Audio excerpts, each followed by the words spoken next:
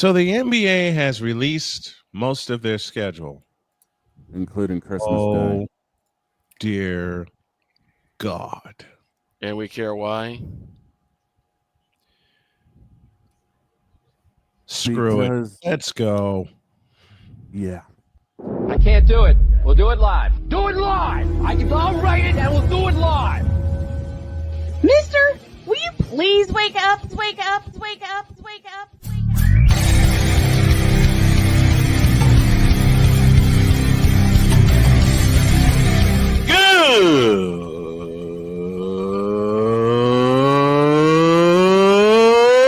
Good morning! Snowman here to all you Brock Purdy and San Francisco 49er haters. Shut up! I gotta thank you, Shane. I mean, whatever happened to the games where breaking 100 points was, I don't know, unusual?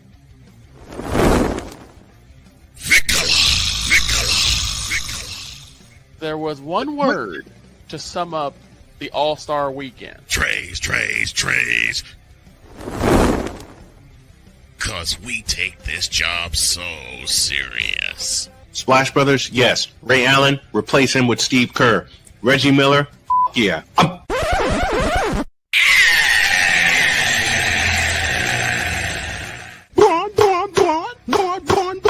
What in the all types of blue hell? There is nothing serious about those damn seals.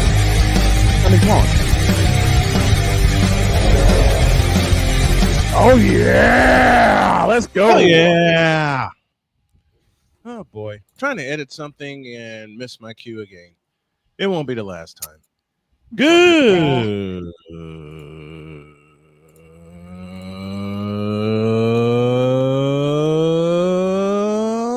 morning.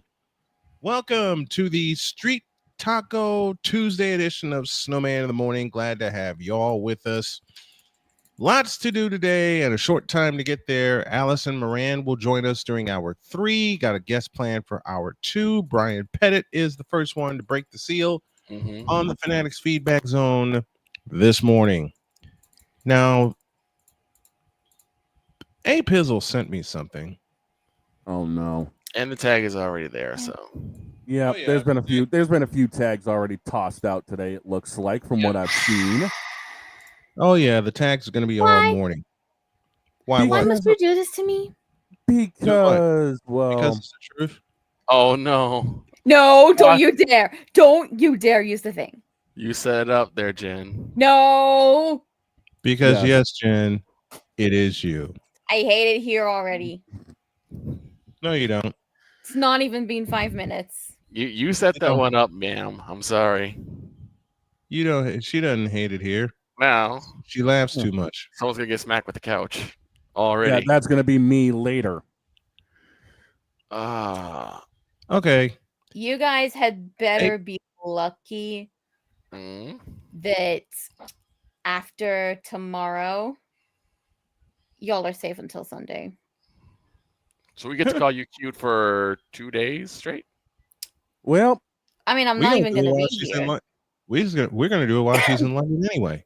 Yep. Yeah, and speaking of doing things, as you mentioned, the NBA schedule was released for the most part. We got somebody here to help break it down. Let's hit it.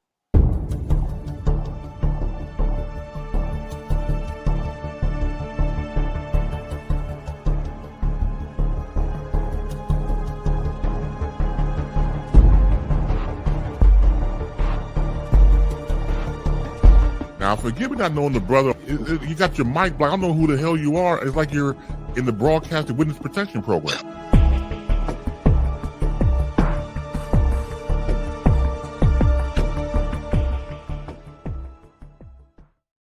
So Playmaker is here. Agent Zero's in the house. What's going on, Playmaker? What's up? And I do owe Playmaker an answer. Sorry. Because Playmaker yesterday asked a question about why he is considered the true Splinter Cell. Well, and the answer is when you look at his opening, he looks like a hacker, which is why I call him the super hacker. He didn't like that. Then Why? I heard about dog calling him Agent Zero, and I'm like, who else was a really tough agent that I can't use as like James Bond? One of my favorite games is the Splinter Cell series. So why not give him one of the high honors, Splinter Cell? It was simply just that. I know what game you're talking about. I got so many freaking nicknames I can't keep up. I know that feeling. What's your favorite? The one he has. You already know what the favorite is. Playmaker. Exactly. All right. So the NBA schedule has been released. We'll start there. And as I began to mention, A Pizzle popped something into my messages this morning. Because the first two games on NBC. Yes, and they open it up on NBC, so be coming right at the gate. With NBC. With round ball. Give me this round ball rock. Let me cue this up now. Since yes, sir.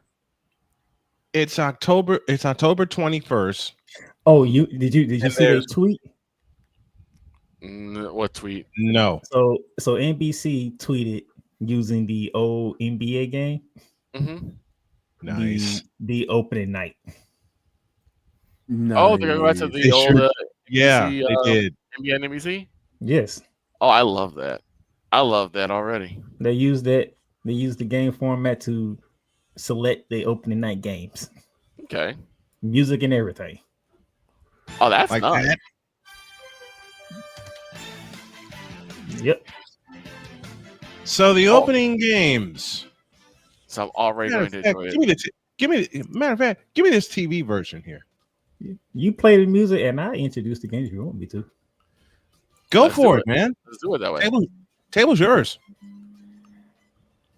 The NBA on NBC returns Tuesday, October 21st, as the Oklahoma City Thunder will have championship night when they welcome in the Houston Rockets and Kevin Durant. Oh, that's gonna be huge. Kevin Durant will once again be subjected to having to see someone else hold up, raise the banner. Mm-hmm. I mean, granted, he's had banners that he's had, but that is your opening tip-off. Your late tip-off at 10 p.m. We fly out to the City of Angels, where LeBron James and Luka Doncic, after getting a full off-season workout together, they welcome in Steph Curry, Jimmy Butler, and the Golden State Warriors. Oh, my God. Classics. Oh, that's going to be interesting. I'm about that. And I will say it now. That's a fun opening, actually. Both of those are mine. Both of those are mine. Not only are they yours, but I have a very sneaky suspicion that I'm about to get stage hooked into that day. We're both getting stage hooked that day. If Playmaker's schedule would allow it, I'll hook him in. I want the whole crew to be with me on opening night. So it's the Rockets and the Thunder to open October 21st. And then an old California rivalry. The Warriors and the Lakers from the Staples Center. The real Hatfields versus McCoys. The real Hatfields versus McCoys. Absolutely. Your thoughts on I can't wait for that Monday to hear Coach Johnson go off because it's going to be hilarious for me. All that we need to see it. What the NBA say? Okay, you need to see it. This is what we're going to do for you. We're going to send the Warriors to LA. He said, you failed. Don't say you failed. Mission failed. We'll get him next time. No, not just that for the opening day, but opening week, I decided to take a little gander at the schedule. Mm-hmm. The ESPN doubleheaders Wednesday, Thursday are absolutely juicy. Oh, okay. Okay, what we got? Wednesday, October 22nd, the Cleveland Cavaliers decide to renew the rivalry of the East, and they head to the Mecca of sports. New York. Knicks. Oh, the Garden? They head to the Garden. And at 9:30, you're late in the double. It's a battle at Texas as the San Antonio Spurs will face the Dallas Mavericks. Yep. Thursday, October 23rd, we get our NBA Finals rematch. Thunder and Pacers. Thunder travel to game. No man, that's your game because it's in Indy. That's your game. It's in Indy. My game. That is indeed my game. And the late game of that double dip sees the Denver Nuggets travel to the Oracle to face Golden State. October 21st, juicy doubleheader. October 22nd, a juicy doubleheader, and October 23rd.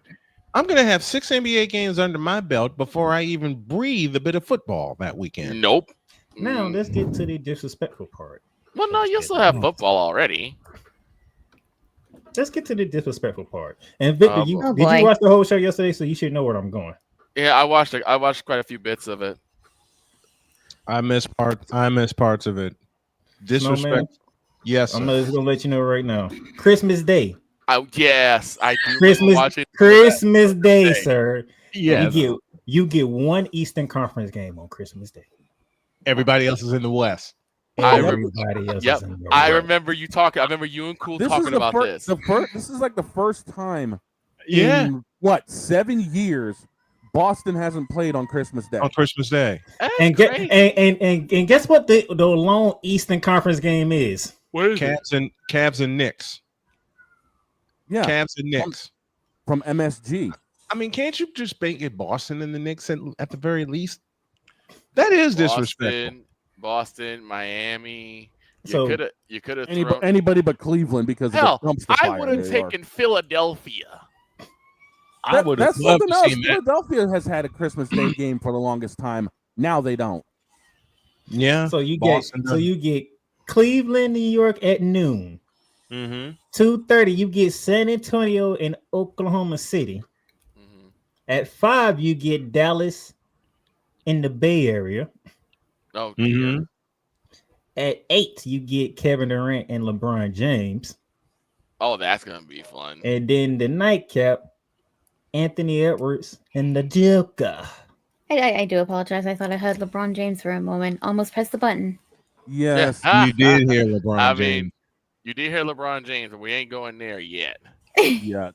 Not yet. And I mean, unless Napoleon wants to do that thing today. No. We'll save that. We'll save that for tomorrow. As long as you do it before hour 3, because I ain't gonna be here hour 3 tomorrow. By the way, Jen, according to what was said in stream, if you notice, we actually do have a like. So, someone might be going live. How many likes are we on right now? 1.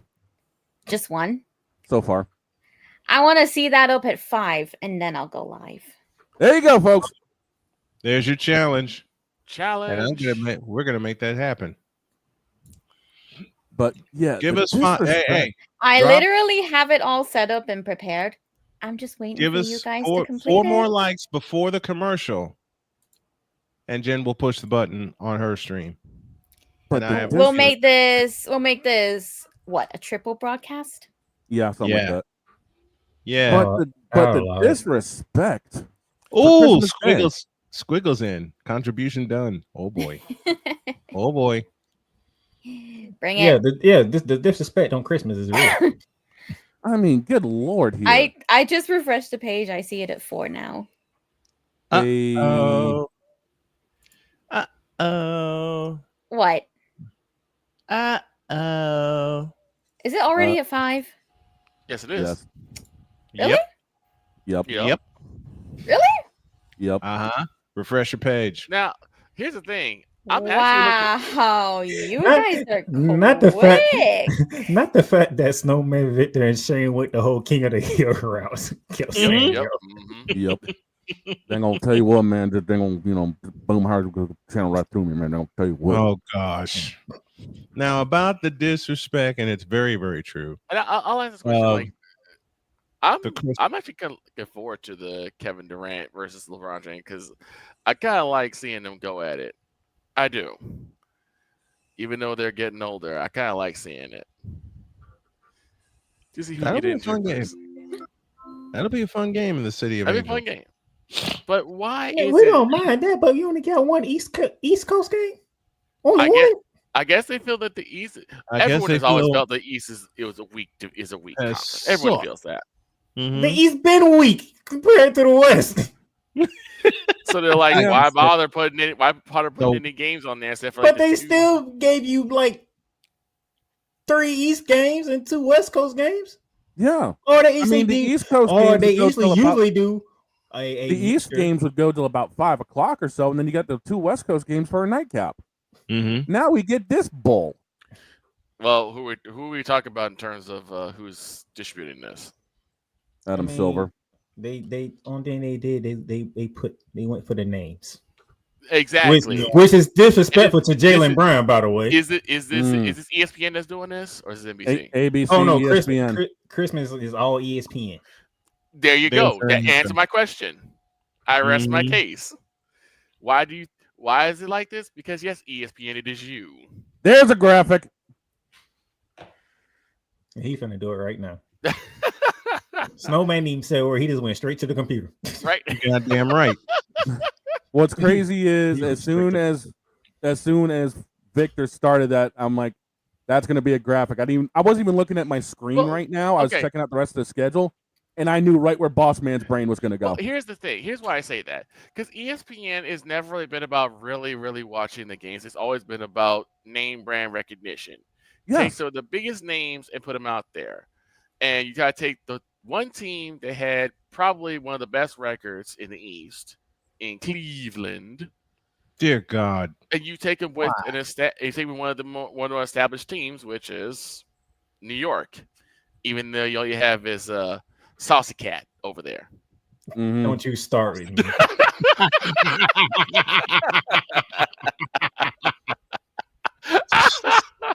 I'm sorry. Which gives me another said idea. that. Cool said that a couple of days ago, and that has stuck in my head for a week.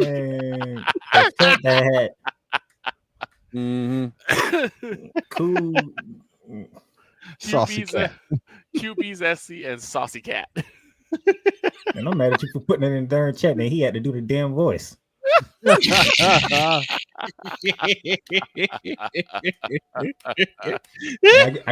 gotta make sure that people understand how to read comments. I'm like, the hell. Right. And there's the hashtag Saucy Cat. Oh my God, really? Apparently. Yes. It's there. Oh Lord. And I don't even know where it even came from. Did Cool say that beforehand? I only heard him say it one time. And all of a sudden I was like, it stuck. Saucy Cat. And I heard him say that it. Makes sense. That makes a whole lot of sense. Yeah, it does. I'll be honest, no man, I didn't help the situation either. No, you didn't. I didn't help it at all. No. Okay. That's how Kayla Rims got put into it. What? That's how what? That's how Kayla Williams got brought into that conversation. Oh my God. And then Victor in the chat wanted to go QB Zesty and Saucy Cat. I'm like, no, because Cool talked about Caleb Williams. And I've heard that name, QB Zesty. So QB Zesty and Saucy Cat. Oh God. This is what happened. So I bought the article where the Knicks paid Mikal Bridges. Yes. And Cole Johnson, being the guy who he is, was being evil. He wasn't being evil. No, he was being analytical, being professional about it and going through the whiz. And he brought up Karl Anthony Towns, and all of a sudden, Cool just came out of nowhere, Saucy Cat. I'm like, Saucy Cat? And he talked about his old mannerism and all that stuff. I'm like, did you put him and Caleb Williams in the same category? Yep. Yep. He sure did. And Victor was done after that point. Yep. Yep. Victor was done after that because I brought up Caleb Williams. I was like, Caleb, why did you bring Caleb Williams? How did you bring Caleb Williams in? Because Caleb Williams paints his nails, I believe. It's a whole thing going around Caleb Williams. I'm like, yep. And I've heard about it because he paints his nails. He's like QB Zesty. And I brought it up. Then Victor decided to throw QB Zesty and Saucy Cat in the chat. And Cool decided to do the goddamn voice. Damn. I can't believe we got Cole with that one because Cole lost it after that. QB Zesty. QBs yesterday. And now they're both in the chat, folks. Because my God. it's because he used the lisp is what really got both Playmaker and Cole. They were like, I can't believe you used the lisp for that. You gotta be kidding. No, they're not kidding. But all I'm saying is that with ESPN, they don't really broadcast games that fans want to see. They brought up games that they think will bring the name brand recognition. That's why I said it's disrespectful to Jaylen Brown. Mm-hmm. Because if a certain player wasn't injured, guess who would have been on Christmas? Yeah, Boston. Yeah, Boston. So that's a disrespect to Jaylen Brown. Mm-hmm. That's a disrespect to the entire Boston team. Matter of fact, Jaylen Brown was the Finals MVP, if I'm not mistaken. Yes, he was. Hell, I would have taken the beat down. That would be Boston versus Philadelphia. I would have taken that as a game. That would have been probably the 2:30 game instead of San Antonio and Oklahoma. That would be me and my wife at my in-laws at 2:30. Like, let's just be honest. Yes. And I'm sorry to say this, but Snowman, you know I love the Spurs. You know I do. Yes. Yep. But I do too. Don't nobody want to see Victor Wembanyama go against the champs on Christmas. Apparently they do now. You know what? I'm gonna hate this NBA. Y'all gonna hate me for this. But Big Dog, do me a favor. Can you give me the NFL Christmas games? Give me just a moment. I got you here. Because it's the Spurs and Thunder is your 2:30 game. What are they going up against? I've got it. All right. The 1 o'clock game is Cowboys at Commanders. You're already done because everybody wants to see Cowboys. Everybody wants to see Cowboys regardless. The 4:30 game is Lions Vikings. Ooh. That's a good one. Depending on how JJ McCarthy looks. Oh boy. That's a good one. That can be interesting. NBA, y'all might be taking another L on Christmas. Oh, they will be taking another L. And your night game is Denver at Kansas City. Oh, you're taking an L on. They're taking an L. That's a dog. That's a dog. Just because. So they put Denver at Kansas City across Kevin Durant and LeBron James. Yes, they did. Ooh, that's nasty. Ooh. That's unfair. I might have to use the double TVs on that one. Well, I'll put it this way: this is going to be LeBron's time to prove that Christmas is NBA Day, which you won't. Exactly. You got to prove that one. Will the Lakers make the playoffs? And why does okay, Brian Pettit. Brian Pettit with the first NBA question of season 12. Will the Lakers make the playoffs? They'll make. I will reserve comment for right now. I'm trying to think. Let me see who all was in the playoffs last year. We also know OKC because they won the whole thing. They won the whole thing. Yep. They beat Minnesota to get there. Houston, Golden State made it. Houston, Golden State, Denver. That's 5. Okay, I've got it right here. Memphis, because Oklahoma City started their destruction against Memphis. Minnesota, Golden State, and the Clippers. Clippers. In the West. Yep, Clippers made it. That's 7. I'm missing a team. Houston.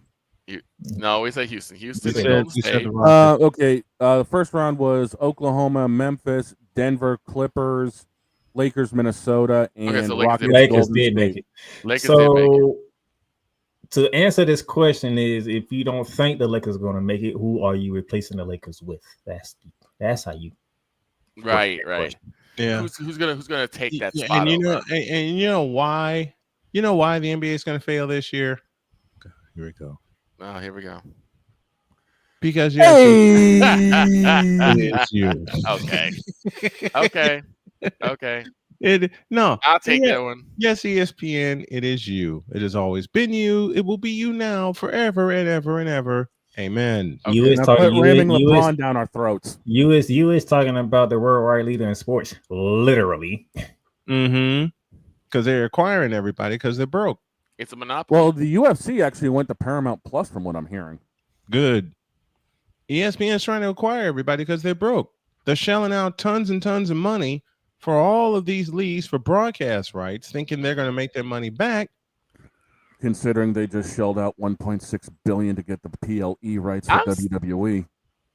And they also shelled out a ton of money to get NFL Red Zone. I'll ask this question: how come they couldn't put a Bulls game on Christmas? I mean, really gotta ask. They're not.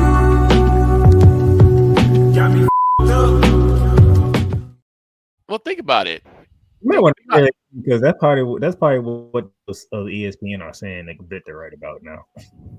Well, I'm just saying. Think about it. You can't just put another East game on there.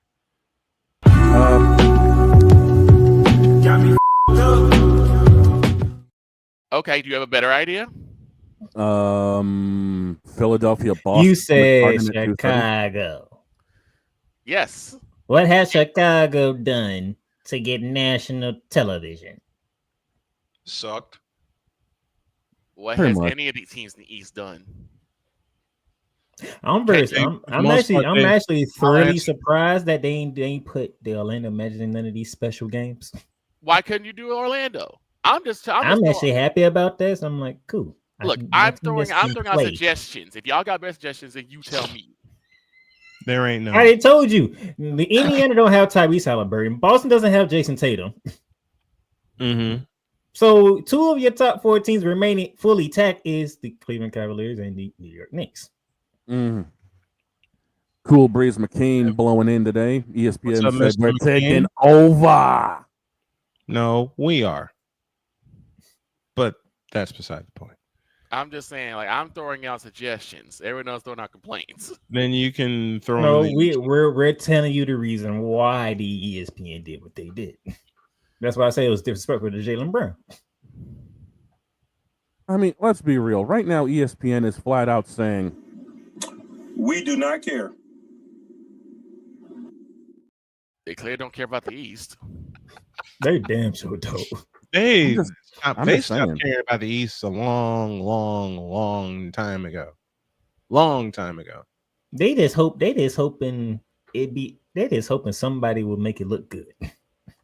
And they want Cleveland or New York to be the ones that will make it look good, which I doubt it. So I'm gonna wake up Christmas morning, share Christmas morning with my family, open presents, and go back to bed before the Cavaliers and Knicks tip off. I mean, you could watch Cavaliers versus Saucy Cat. That'd be an interesting matchup. Oh my God! Wait, that is the matchup. It is. God darn you, Victor. Victor is like the person who catches something on my shows and just brings it to Snowman in the morning. Yes. And there are times where I taste something for Snowman in the morning and I bring it to your show.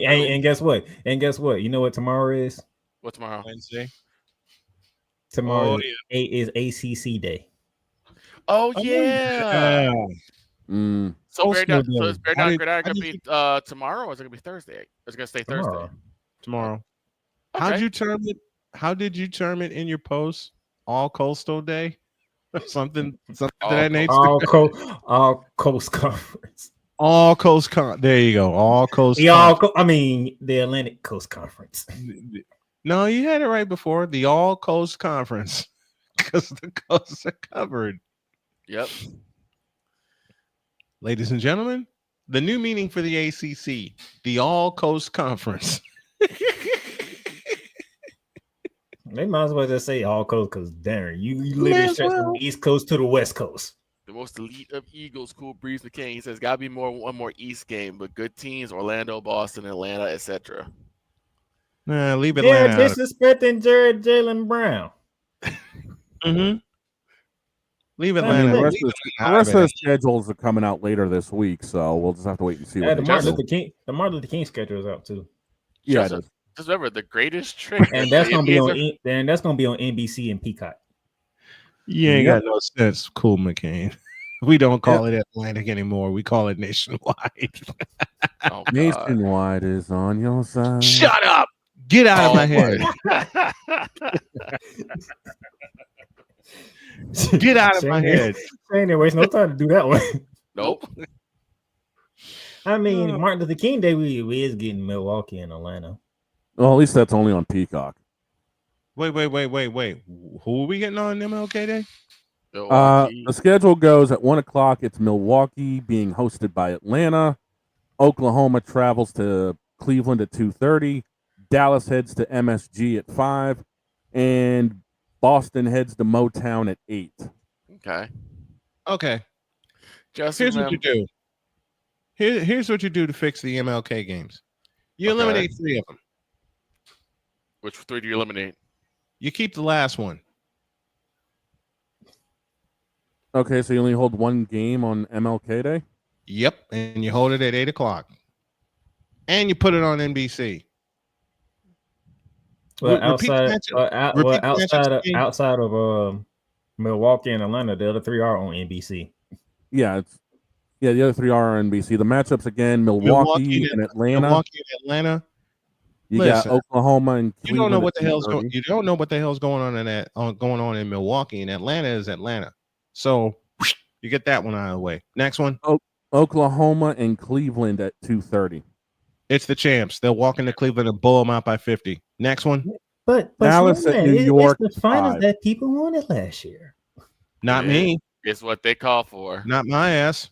I know you didn't. We know you didn't. Again, you just one person. Yeah. Again, it's Dallas and New York at 5.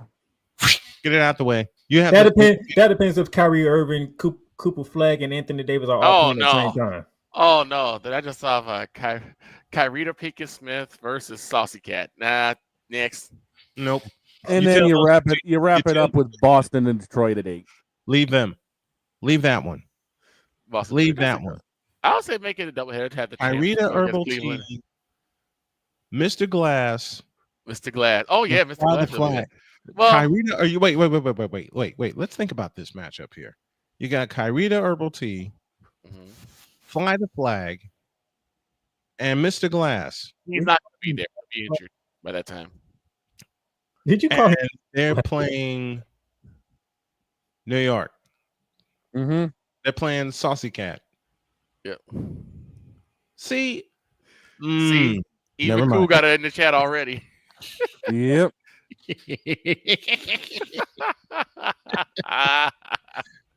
You in trouble tomorrow. I bridged the gap between a lot of shows. Tomorrow. I'm not in trouble tomorrow. Yes, you are. No, I'm not. We in Cool country. So I'm just gonna sit back and let Cool kill his hurricanes. That's what I'm gonna do. Of course, I'm gonna go ahead and do my job and do my due diligence, and actually talk about the conference as a whole. But oh yeah, don't forget Halloween this year, the biggest trick the NBA ever pulled. Yeah. What's the Halloween match? The biggest trick? No. I got it. So man. Oh, the NBA Cup starts on Halloween. Yes, it does. Okay, next subject, please. That's why Victor said that. The greatest trick the NBA ever pulled, because there ain't no trick to be found. Because Victor was enjoying me going off about how all the goddamn days you want to start the NBA Cup, you pick Halloween. Pick Halloween, yes. And matter of fact, not only that. Just a moment. Not only that, it's on a Friday at that too. Wait. Let me do this. Let me get Playmaker the floor so he can reprise his rant about the greatest trick the NBA ever did, because there's no treat in the NBA Cup. Playmaker the floor is yours. You sit here and pick a Friday to pick the NBA Cup, which is one ironic thing. Then the other ironic thing, you did it on Halloween out of all days, which is another negative. And let me add a third one to it, because outside of trick-or-treating, the very next day is the Florida-Georgia game. So ain't nobody going to be caring about no goddamn NBA Cup that weekend. Right. Florida and Georgia is the next day in Jacksonville. And look, Cooler picked his winner for the NBA Cup. The Charlotte Hornets. That'd be the most ironic thing for the NBA Cup to happen. Yeah, it would. The Charlotte Hornets. You fool! Oh, damn! I boycott the NBA. You know what? I will beat you. Purdue. Doggone it. Push the button, please, will you, Shane? Please. Don't push that button. No, I'm not going to push that button. I'm not going to push that button. I'm going to push this button.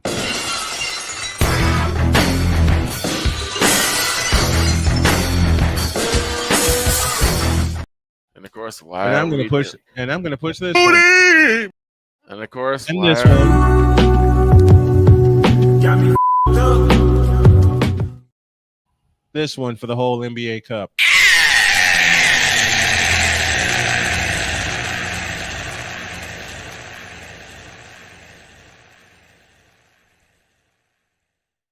I'm sorry for saying that. Sorry. You know why we're dealing with all this trick and not treat on Halloween? Because yes, Adam Silver, it is you. Because yes, NBA, it is you. Thank you. Well, y'all start giving him ideas. He gonna take him anyway, so it doesn't matter. It don't matter what the hell come out of our damn mouth. He gonna run with that anyway. What the hell you talking about? He came up with yes, Jen is you on just a whim. No one said anything. Wait. Which one? Okay. Yes, Jen, it is you. No one brought Oh, that that up. was- And you that just was came a- up with that one by yourself. That was a total. The That was evil totally super on- villain gave us Caleb Williams for crying out loud, and Yeah. it was off the Yes, cuff. he And did. next thing we know, that showed up. And He now did. Snowman has for Shador Sanders too. Hey. Shador Sanders played good in preseason game 1. Okay, he played good in preseason game 1. Yeah, we had. Okay, we I'm had gonna a make fight I'm gonna yesterday. make Playmaker pissed off at me, and I'm gonna make him laugh at the same time. I kid around when I say this, but Shador Sanders played like No, he didn't. And you know it. He's Here's a- the interesting part. The interesting part. yes. Cleveland. It is you. No, I'm kidding. That might end up becoming a graphic. It already is. It already is. What are you talking about? It already is. Because I have to find it, but I didn't see one Dylan Gabriel dressed for the game. So what is you trying to say? I don't know. I'll be right Because back. because if Shador Sanders is going to look the way that he looked in preseason, and nobody sees Dylan Gabriel, Well, I'm wondering- Cleveland gonna look like a bunch of dummies. Well, actually, Snowman did ask what in all types of blue hell was Cleveland doing? I'm like, you ask like they know what they're doing. They clearly do not know what they're doing. Oh boy. Because did you hear any negative talk about Shador Sanders at the first preseason game? No, you didn't. Yep. No, I did. no, you didn't. I did. You must be in the wrong circles then, sir. You must be in a circle of nothing but negative people. I'm kidding. I didn't hear any. No, I did not. But speaking of football, thank you, AP, for giving me another gem. Oh no. Of course. Thank you. Very, very. That's why I know tomorrow's gonna be a lot of fun for me. Why? Because Who is ranked number 1 in the country? Texas. Yep. Who's my co-host? Oh. Johnson. Oh boy. You know, I may have to join that show tomorrow. Do you know that man went on a for tire rant on Texas last week when Yes, we did the yes, he SEC? did. Yes, he did. Classic rant. And Which- guess who's ranked number 3? Which is very disrespectful. Who? The reigning defending national champion. Ohio State. Ohio Ohio State State's ranked three. number 3. Ohio State. I sent the That entire should not top be 25. That should not be. Ohio State's the defending champions. They should be top ranked. Yes. And outright. guess what the first game of the season is? For Texas, week 1. Ohio State. 1 Even versus At the 3. horseshoe. Even In the horse. even Playmaker, when, are you working that day? Most likely, yes. even when, Actually, hold on. even when everything is No, no, written I down. usually take the first weekend of the college football season, the first week of the NFL season off. Even No, when it's me. everything is written down, Honestly. the NCAA finds a way to bleep something up. And here's I the can part, go through and, the here's, entire and I'm top gonna give you 25. another sneak peek into tomorrow, and the reason why Cool McKinn's gonna go off tomorrow, and I can't wait. Okay. Okay. Their first game is against who? Notre Dame.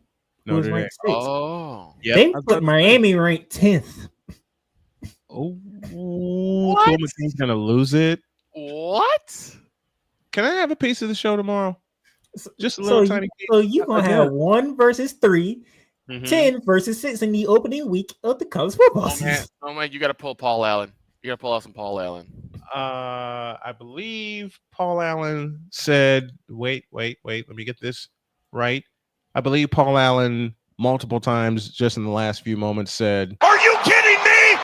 Yeah. I can go through the entire top 25. I've got it right here in front of me. Playmaker, I beg of you. Can I have a little kid?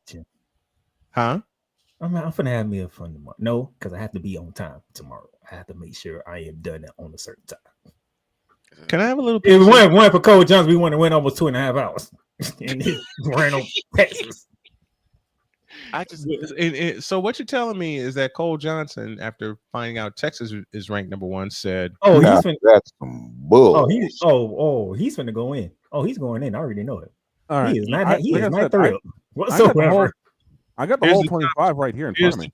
Here's the top 25 from 25 to 20. I got it right here. Go. BYU at 25, Tennessee 24, Texas Tech 23, Iowa State 22, Ole Miss 21. And from 20 to 16? The Hoosiers at 20, Texas A&M at 19, Oklahoma 18, KSU 17, SMU 16. 15 to 11. Florida at 15, Michigan 14. It looks like South Kakalaki. South Carolina at 13. South Carolina. Illinois at 12. Arizona State at 11. Your back half of the top 10 go Miami 10, LSU 9, Bama 8, Oregon 7, Notre Dame 6. 5 through 1 go Georgia, Clemson, OSU, Penn State, and the Horns of Texas at number 1. Why is Texas number 1? They didn't win the national championship. Why is Indiana 20? Because Indiana snuck in the playoff. I'll give you that. Shouldn't they have been higher then? Who are we talking about here? You have to realize when Kurt Cinetti went there, he grabbed a whole bunch of transfers that were upperclassmen. So we want to see, can he redo this again? Right. Indiana's at 20 because they snuck in the playoff. How's Clemson 4? Because Clemson rules the ACC, and nothing's going to change. Oh, did I forget to mention that I pissed Cole Johnson off? How did you do that, sir? Oh, no. So, Cole Johnson picked the Georgia Bulldogs to win the SEC. Oh, dear. Oh, boy. Oh, boy. And I picked the Longhorns.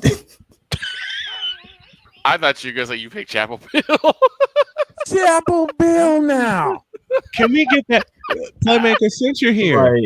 Like no, like hey, matter of fact, it's actually on is on the channel by itself. Our picks. Oh boy! Oh my god! There's a drop you need to do for me, playmaker. Here, I picked the Longhorns, so he did not like that at all. I'm sure he didn't, but then again, he kind of made you mad because he said the Gators were crying crocodile tears. You're like, that's disrespectful. I remember that. I remember that. He said the Gators were crying crocodile tears, and I thought playmaker was going to throw something at him. Disrespectful for like, and Cole Johnson knew he was being disrespectful. Yeah, he did. Cool part didn't catch on. I'm like, this man know damn well people don't like being confused with gators and crocodiles. How dare you? Right. That's why he did. That's why he did it. Oh, that's why he did it. The playmaker's hanging with us. 51 after the hour. This is the end of the first period. We're gonna put a pin in it right there. We're gonna take a break, and when we come back, hour 2 will begin a little bit early with the Gators crying crocodile tears, especially November 1st. Back in a bit. Oh, brother. This is Snowman in the Morning.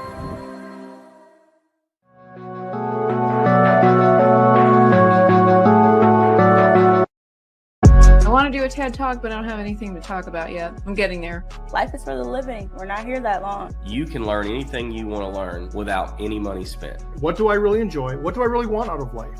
I am your host, WIZE. Are you in a life holding pattern? Well, this is for you. Welcome to the Stuck in My Mind podcast. Live every Monday, Tuesday, and Wednesday at 4 p.m. Central.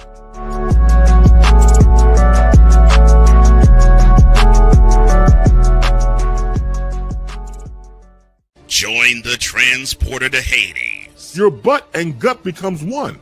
Join the reformer of hooker whores. This is my daughter, Placenta Booty Johnson. Join the bronze car. Whenever you are in distress, take off your baseball cap and throw it in the air. Join your very own superhero of broadcasting, Chris Bass. So whatever color crayon they get, they palm it and do 2 circles, and that translates to, I can beat up black people. As she takes you through the week's paces in Baseline. Live every Saturday at 8 a.m. Eastern, 7 a.m. Central, Pacific Time Zone people, just stay asleep when this is on live and just catch the recording. Oh, I'm sorry. Exclusively on the Chris Bass YouTube channel.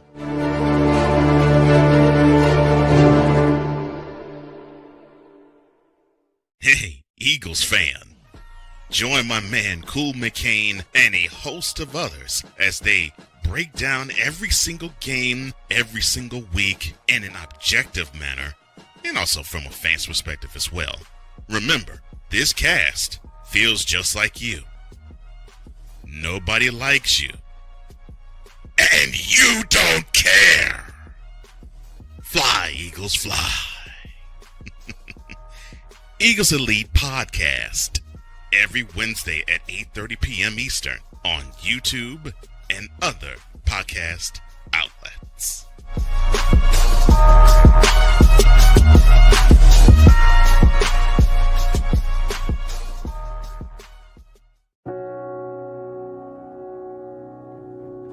Do you remember our first group photo? This is it. Smiles all around, even though we were all nervous. Who could have imagined that our first weekend together would soon turn into a lifetime of memories? You're an amazing young man. Your brothers and sisters really look up to you. They're a big brother. It's so cool to watch the adult that you've become, and you really have done as much for us as you think we've done for you. You know, it took 20 years, and I got my third child, who was 17 at the time. There's so many rewards in life. You coming into our home was one of the greatest rewards we could have ever had. I ain't never felt so much love before in my life.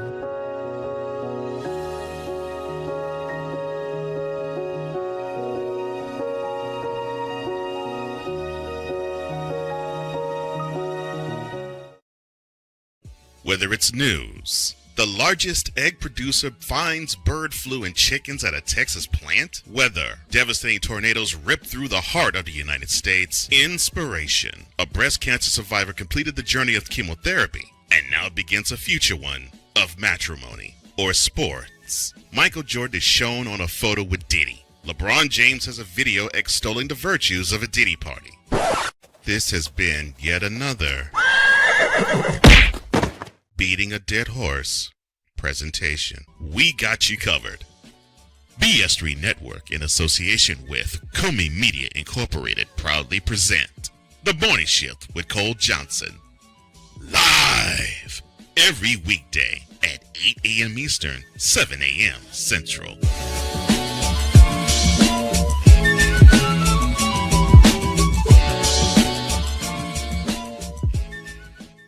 Hey everyone, I'm joined by my old friend, Mr. Ellis Williams, AKA Mr. Biggs. You called me and you told me, you said, man, I got Car Shield and it worked. What made you get it? I have this old SUV and I know the manufacturer warranty is about to run out. I didn't want to get stuck with expensive car repairs. Right. So I gave Car Shield a call. Coverage was very affordable and there was no long-term contract. A few months after that, transmission went on my car. I took it to my mechanic, they called Car Shield and saved my family and I $2,400. CarShield is America's #1 auto protection company. Their administrators have paid out over $1 billion in claims and cover most vehicles from 5,000 to 150,000 miles. You'll receive 24/7 roadside assistance, courtesy towing, rental reimbursement at no additional charge. Give CarShield a call today before it's too late. Remember, CarShield cars go farther. Protect yourself now against expensive auto repair bills. Call 800-513-9263. SeatGeek is the ticketing app for fans like Boomstick Lady.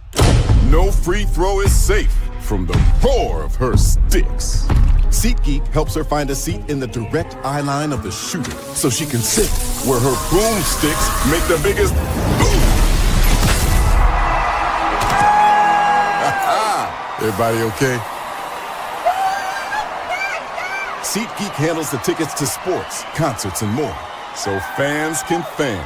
Mister, how do you operate this Twitter thing or this Instagram thing or whatever the heck? You're supposed to know all this stuff. Anyway, welcome back to the show. This is Snowman in the Morning. Well, we always enjoy having the playmaker on each and every week. But I kind of found a moment that describes our friendship in a very hilarious fashion. Okay. What have you done? I found something related to Chapel Bill that Playmaker said on our program. Oh, Lord. Chapel Bill. Chapel Bill. Say it again. Say it again. What, me? No. Chapel Bill now. You better not start to make me, Jen. Chapel Bill. Remember what I did? Remember what I did to you yesterday, man? Yeah. What did you do to me again? Really, is Jen for insane cuteness. Really? Yeah. I mean, well, does this mean I'm technically gone from Snowman in the Morning? Because I can exit right now. No, you ain't going nowhere. You ain't going nowhere. Sit your cute behind down. I'm not cute. You are cute. Go grab that couch and sit down. Not the bad bit went whole southern on Jen. I don't know about a couch, but I can grab my throne. Oh. No, you're missing us with that. I found something that Playmaker did that had the whole crew laughing. Oh, yep. Lord. And this is what happened. Oh boy. Bill. Yes, Chapel Bill. I still cannot get that out of my head. Chapel Bill. You heard me correctly. Chapel Bill. That's Well, what Father it's called. O'Shaughnessy can't get Chapel Bill out of his head either for different reasons. And Father O'Shaughnessy need to go to hell. That's what Of course, it comes at my expense. Right. Don't get comes saved, at my O'Shaughnessy not effing here. expense. I mean, that's no man's fault. That's one of the best things that we love about Playmaker being here is the improvisation, because he comes in with a master plan about this thick, a master plan playbook. Hey, There are very few moments. God damn it. Huh? Oh, What happened? He was pissing me off. And to think that shut the show down. Yes, it It did. It shut the show down. And Playmaker said it was such a straight face too. He had it up. Well, Father O'Shaughnessy need to go to hell. That's what he needed. He said he looked at the game and said, well, Father O'Shaughnessy need to go to hell. That's what he needed to do. And we were done. Again, the joke comes at my expense. Hey, To be fair, there's a lot of jokes. There's a lot of jokes in my like. Everybody's been asking for the personality to come out, and I was like, "Y'all be careful what you ask for, because you don't know." I didn't ask for a damn thing, and I got the stray. But we love that it's out. Because yes, that it is you. Wait, didn't we have a graphic for Karl Anthony Towns? I hope not. We did. I have to find it. Oh. Yeah, we did. I hope not. Why do you say I hope not, Playmaker? Because I do not need to see him on a graphic. But why though? Because he's not him. We know that. We know that. We So figured that out. him- We figured that out a long time ago. So him don't need to be on a graphic. Sure he does. No, you don't. Just for S's and G's and humor's sake. So you mean to tell me Karl Anthony Towns ain't Carmelo Hayes? Because he ain't Not him. Not even close. No. No. He ain't him. And matter of fact, Carmelo Hayes ain't even him. That's unfortunately true too. Facts. That's facts. Can't argue with that. Yeah, Trick Williams is doing better than Carmelo Hayes right now. Oh man. Don't test What if we? What? Here's Brian Pettit. I don't think y'all understand. It's Coach Johnson starting to find out because I'm killing him when it comes to Dallas. Oh boy. Everybody. I can't wait for that. Everyone hates me. What was the question, Victor, that you asked before we came on? Victor, it's not even about the Cowboys. You know what I did to Cole Johnson? The Mavericks. No. You know what I did to Cole Johnson? This is what I did. I said, let's take the Dallas Cowboys out of the city of Dallas. Will Cole Johnson feel it still be the same for the Cowboys?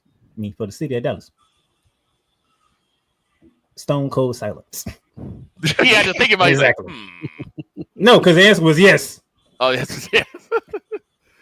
Well, It's not the Cowboys he hate. He can't stand the city. And it probably is that. Because I asked the question. He was right. Well, that's easy. He was raised in Houston. Yeah, I had a raised in question. Houston. I had a question, and I said the thing is, I noticed is that NFL fans want two things. They want to see the team win and the Cowboys lose, and I'm like, it's starting to feel damn personal now. Everyone seems to hate Cowboys fans. There's never any sympathy for any type of pain to Cowboys fans, even ones like myself that I consider myself a little more rational than most. Which you do, and you are. And you are, and it's like a seething hatred. We just pick on you, okay? But we know how rational you are when it comes to the Cowboys. You, Ben Sutter, Chris Dietz, and others. Right. It's the group that you named that pisses off. And I want to hear from Playmaker because Playmaker has never really talked Playmaker about has it like a that. eating grin on his face. He does, especially after what happened last week. Snowman started like Cole on that one. Yeah, you know, I love Ben Sutter. I love Ken. I love Ivan. I love Megan Price. I love Auden. I say, yeah, you still want to bomb the city. Right. Now, in my travels, I've only been through Dallas. Never been to it. I've never been. I take that back. I had a layover in Dallas, and I had a chance to see Reunion Arena before they blew it to shreds. On my stadium tour, I do want to see AT&T Stadium, but I don't want to see it for a Cowboy game. I want to see it for the Cotton Bowl. I always wanted to see it for a boxing match. I mean, we know we saw we're not going to talk about that last match, but the other two matches were good. But I mean, for a boxing event, I'd like to go to AT&T Stadium for that. 110,000 people in a boxing match, right? But like, look, I know why Snowman dislikes the Cowboys because we've had a rivalry since the early 90s. Listen, I've said this many times when it comes to the Cowboys, and I will continue to say it. I don't like them, but I respect the hell out of them for what they've been through in the how they helped rule in the 70s with the Steelers, what they went through in the 80s, the end of the Tom Landry era, and the team that Jimmy Johnson built in the 90s. The stupidest thing that the Cowboys ever did was get rid of Jimmy Johnson. Jimmy Johnson, yeah. And since then, they have sucked. It's the curse. It's the curse. I was going to say, and by the way, hold on. I'm glad you said that. Like, yes, sir. Victor, yes, sir. I need you to take a private jet down to Arlington, Texas, and I need you to slap the hell out of Dak Prescott. Are you gonna give me private jet money? I'm struggling, okay? I'm trying to get you there as fast as I can so you can get back. I'll do it for you. I'm like, are you gonna give me private jet? And then I might need this man had the nerve. The nerve. This past weekend. Oh God. To shake Matthew Stafford's hand and say the most asinine words relating to the Cowboys. Go ahead. And he said, quote, we will see y'all in the NFC Championship game. Oh my God. Close quote. Oh God. And the Cowboys season is now basically cursed. Here's the thing. Why? Because yes, Dak, yes, it is Dak, you. it is you. It has always been you. It will forever be you. Forever and ever. Amen. And when was the last time y'all made the NFC Championship game? The last time was when this bug-eyed dummy wasn't really running things. Here's the problem, right? I found that graphic by pure accident. Shane described it, and 30 seconds later, I found it. South Park for the win. I know, right? I get what Dak is trying to do. He's got to be the hype man. He's got to be the cheerleader. He's got to be the guy that says, "No, we can do it. We're gonna make it. He has to be the one that leads the team. So if you have a quarterback who's like, well, if we win like 10-7 or 8-7 or 11-6, we'll be fine there. He can't have that because then people are like he ain't got no drive. So what you're saying is, so what you're saying, Victor and Playmaker, you're gonna sock me for this. Is that Dak Prescott can't be this guy? Oh my God! I actually kind of had a yeah. Look at his face. Look at his face. Yeah. Why? Just why? Just why the hell did this happen? The way, and this is the thing. I'm not saying it just from my perspective. I'm saying it from what I've heard from Morran Republic members. They're like, if he doesn't say that, then that means he has no passion, he has no drive, and then why is he there? But when you say something like that, like I already had to deal with one dumbass group yesterday. I don't want to deal with another dumbass group. We're bronsexuals. Wait a minute. You dealt with a bunch of these. I don't know. It seems like bad things are always happening to me. Like I have bad luck or something. Son, you don't have bad luck. The reason that bad things happen to you is because you're a dumbass.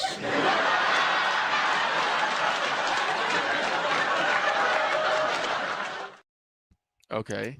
I'd rather not take this show to a serious route. Oh dear. Go ahead. Oh no. But yeah, I dealt with a dumbass group. I did a dumbass group yesterday. Which group and Cole. Which group was that? You sure you want to go this route? So this is very serious. Like this is no joking at all. Do it. This dumbass group who wanted to throw dildos during WNBA games. We discussed that. We did talk about that. We hammered that. And here's the thing: someone already got arrested for it because the dumbass. Here's the dumbass tried to throw it to the onto the court, missed, and hit a 9-year-old girl in the face with it. What did I say often last night, Shane, during my game? Look at a mess. All I said, I pulled a Ryan McCarthy, just said, dead.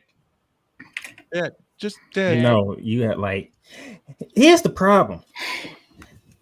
A person wants to talk to ESPN, but not put his face on camera and say, yes, we're a group that orchestrated all this. So you want to orchestrate something that's very, one, disrespectful to the ladies that's playing the game of basketball. Disrespectful. Two, could have injured one of them because you're lucky enough, because you would have injured the one person on the court, which would have been Sophie Cunningham. All hell would have broke loose. Oh, Sophie Cunningham coming for heads. You injured. Ooh. And 3, you want to take credit for something, but not show your face. Of course not, because And that's anonymous. Got me anonymous. He's as cowardly as my old roommate. Nobody give a crap about that goddamn cryptocurrency. It's as cowardly as Gun Run because he has been shown after V. Oh my God. He's as cowardly as V Shoujo and everything that happened there. He's as cowardly as my old roommate. He's as cowardly as a couple of old people I used to associate myself with until both of their asses got arrested. Lucky Cole Johnson was busy during that moment of the show. Otherwise, he would have been the one going off, not me. And now, and the thing is, like, why are you doing this? What sense is this making? What do you gain from doing exactly? Here it is. The controversy that surrounded the WNBA, and they wanted to steal some of that attention. I'm sorry. Say that again. The controversy that surrounded the WNBA, they wanted to steal some of that attention. Oh, I read the article on this show. That's why I do what I do, Victor. So you can see the title, and I can read the article. Yeah, understood. I get it. I'll give you my simple response. Oh, hell no. I just hear like, what? Why are you doing? And then, like I said, I found out about the guy that got arrested because he messed around. Did they throw him under the jail? I hope so. In the jail. Did they throw him under the jail for his stupidity? Yeah, he's gonna be on a registry too, because he assaulted a 9-year-old girl with a object. You are 100% right, Mr. McCain. You are 100% right. So that dude's gonna be on a registry because he assaulted a child with that particular device. If he isn't already. That's true. So congratulations, dumbass. I'm gonna step further. I say don't benefit from the NBA game, benefit from the NBA games while you at it. Oh, I think once that happens, you gotta be banned from pretty much the stadium Everything. itself. Yep. Banned from all stadiums. Banned from all stadiums because you can't. Well, I don't know if they do all stadiums, but I know from that stadium he banned from every event. He can't go to a bingo game in that stadium. Oh God, not a bingo game. I ain't been to a bingo game in years, but I understand. But damn. Sorry, Jim, but this is the stupidity that happens in America. Yes, it is. Yeah. I mean, yes, not wrong. It is. I mean, how does it? I don't understand how. Three separate incidents. Ban him from all stadiums in North America. Agreed. You have. By the way, I just dug a little deeper into this rabbit hole. Okay. You're not gonna believe what the actual cryptocurrency is called. Oh, it's the exact object they threw. Yes, it is known as Green Dildo Coin, and its tag is dildo. And here's the crazy thing: is that some betting companies are actually putting lines on whether or not a green dildo will be thrown onto the court. That's something you can actually bet on. I don't know. You know, it seems like bad things are always happening to me. Like I have bad luck or something. Son, you don't have bad luck. The reason that bad things happen to you is because you're a dumbass.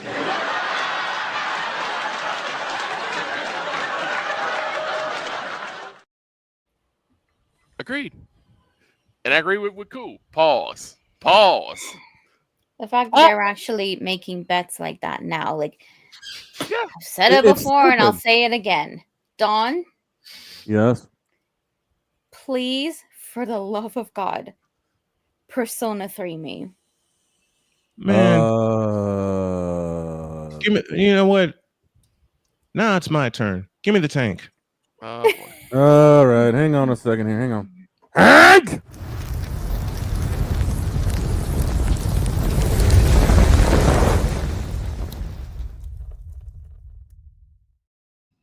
Now I asked the I told you I retired from selling propane, boy. Now I ask the stations to forgive me for this bleep. Give me this camera, goddammit. Green dildo. Really? Yes. Green dildo. And you're acting Yes. like dildos, throwing them on the court to try to get attention. First of all, as the playmaker said, no one gives 2/5 of a good goddamn about cryptocurrency. Let's just start there. No, they don't. Second of all, you are attempting. Let's just call it what it is. You are attempting to injure WNBA players by tossing those on the court. It's assault. It's a form of assault. It is absolutely assault. And you're doing all this to get attention. You do an interview and you don't show your face. You dumbass. You're as dumb as Davu Denavit for paying $50 for some raw ass fish and not getting a handshake out of it. Oh, I forgot to add the important word to that, not showing a face. And Go ahead. The guy used the word autonomy.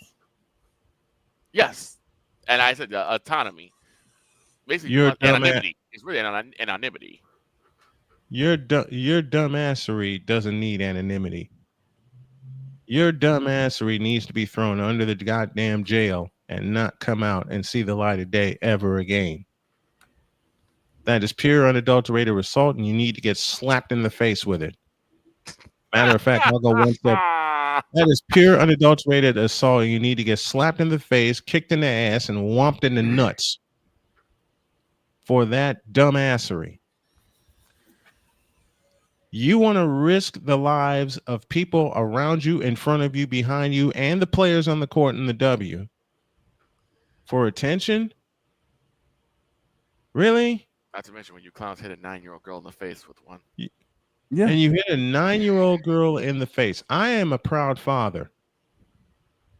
If that's my girl you hit in the face, I'm going to jail. What sucks is this kid was 18 years. What sucks is this kid was 18 years old that hit that 9-year-old in the face. Yes. Thinking that he was going to be part of the viral movement. Well, 18-year-old viral movement. You're going to be a part of the viral movement, all right, when you're Brian. Don't say that. Don't say Brian. that. Nope. Easy. We got radio stations to consider. I know. That's why I'm taking a breath. I will also say this. I will also say this. I'm just glad I wasn't there and it wasn't my daughter, because had it been that, I'd have given me a stone cold stunner right there on the steps and hung you on the banister out to dry. Think about this, because all your daughters are grown. But imagine if it was one of your granddaughters. Oh, I'm going to jail. And especially if it was Donna. Oh yeah. I'm really going to jail. Really going to jail. That man's gonna be on trial for a murder case. I'm really going to. If it's any of my daughters or my granddaughters or my grandsons, if it's any of my children or grandchildren, I will not think about it. I will just react, and I'm leaving the arena in handcuffs. It's good. Because I don't will. understand why. And then I'll be getting a phone call to get the Benz out. I will defend my family. All right. No. I am not happy, to say the least. I won't go full George Carlin here, because we do have radio stations to think about. And Zebo. And Mosaic TV. That a 9-year-old girl gets hit. Matter of fact, close the tank before I say anything further. Please. Close the tank.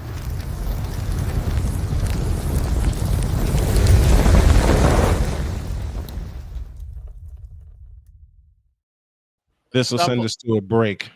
I want to ask everyone one roommates question find before out. we go to break.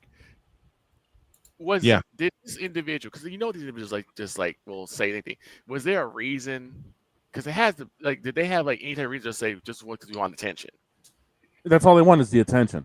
They want the attention. They created a cryptocurrency with the ironic name, and they wanted to bring attention to it. People will do literally anything for attention nowadays, though. Sure, that's the truth. There's one of our brothers. Hey, McKay, we'd love to have you back on the show. Would you have stomped a mud hole in them and walked it dry? Let's see. A stone cold stunner, and my dad used to say to me a lot, a mud hole stomped in their ass, a rock bottom, a tombstone, and any Last other thing I could, a last ride and any Well, other finisher I can think of. The Brock Lesnar F5 to wrap it all up to the windshield of somebody's car. I'd have superplex that sumbitch through the roof of the building and hope it opens. Let me go to a break. So, let's go to a break. Let's so, calm down. this is a very serious subject, and I was pissed. I'm pissed. There's a lot of us that are pissed. I've covered the WNBA in person or online for the last 10 seasons. I can see the anger a lot. The anger veins on Jen's avatar.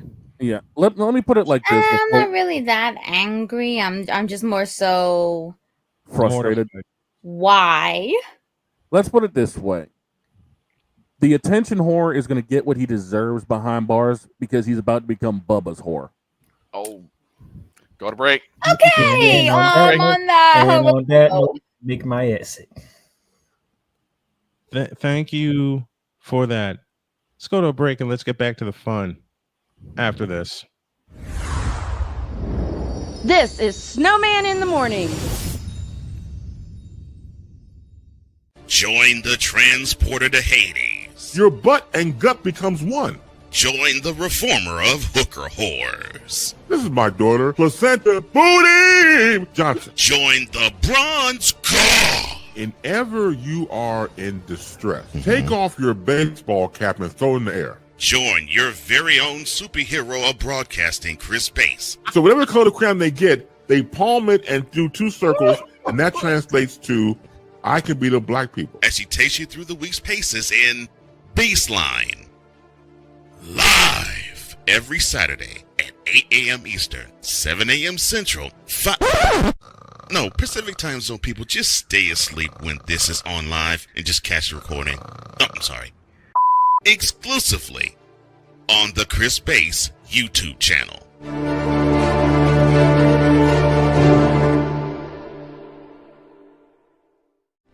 Are you ready to upgrade your coffee game? Prepare for an invasion of flavor with Invader Coffee. It's the caffeinated elixir that fuels champions, the blend that pushes boundaries. Whether you're battling deadlines or exploring uncharted territories, Invader Coffee has your back. Join the invasion at invadercoffee.com and taste the difference for yourself.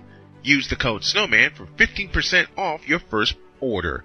Invader Coffee, veteran owned.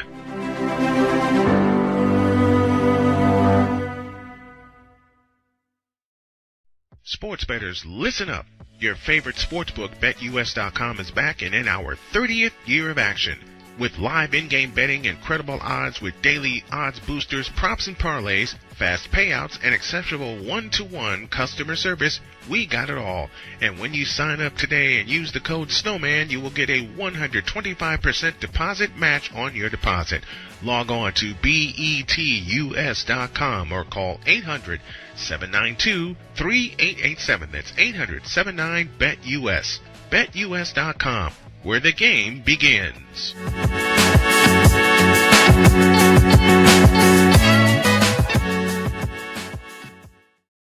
This planet has been great to me.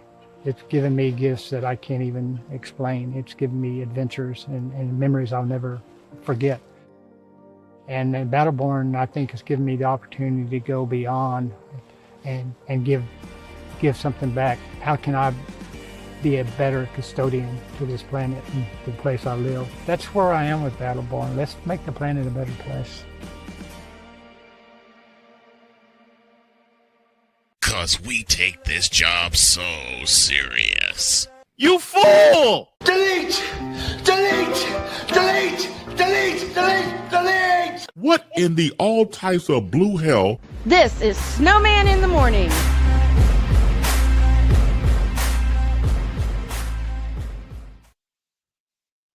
Ooh.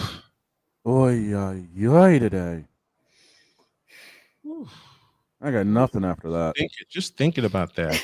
Hold on. I just let what Playmaker said about Dak Prescott sink in. I needed 3 aspirin.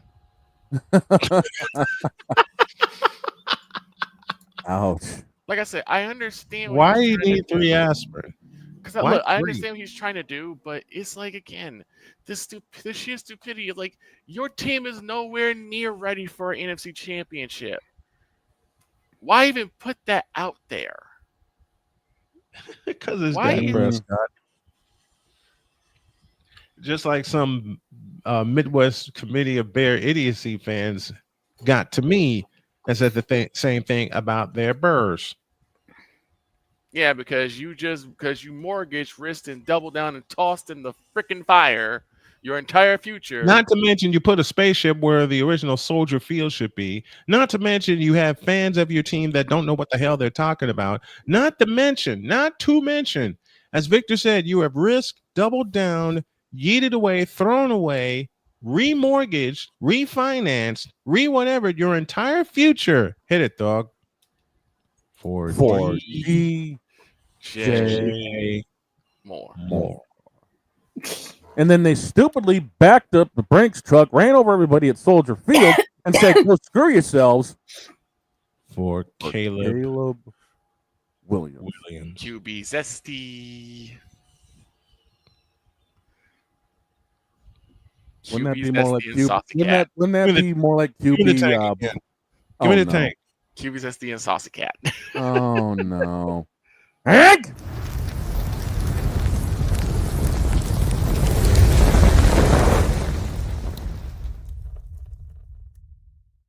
That's far.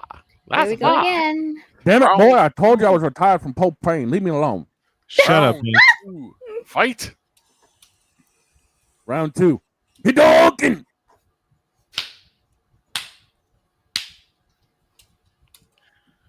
Dear Caleb Williams. Oh dear. You ain't got shit to offer the Chicago Bears except a roster spot that you didn't earn. He was the number 1 except he didn't earn it. His best day was in Norman, Oklahoma, when he had to get thrown in due to an injury. He tried to turn it into his Brock Purdy moment, but it didn't last past the next game. And it certainly didn't last in Southern California. Utah, anybody?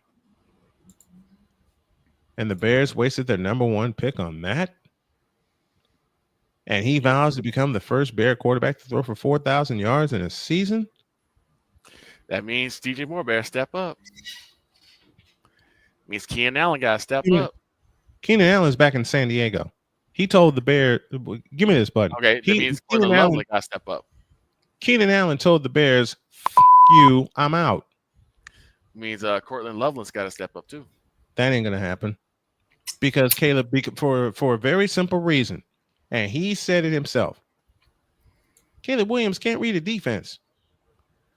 So you do what they did, and remember, if you're an opponent of the Chicago Bears this year, you do 3 simple words to Caleb Williams. Blitz all night. Yep. Because he can't read it.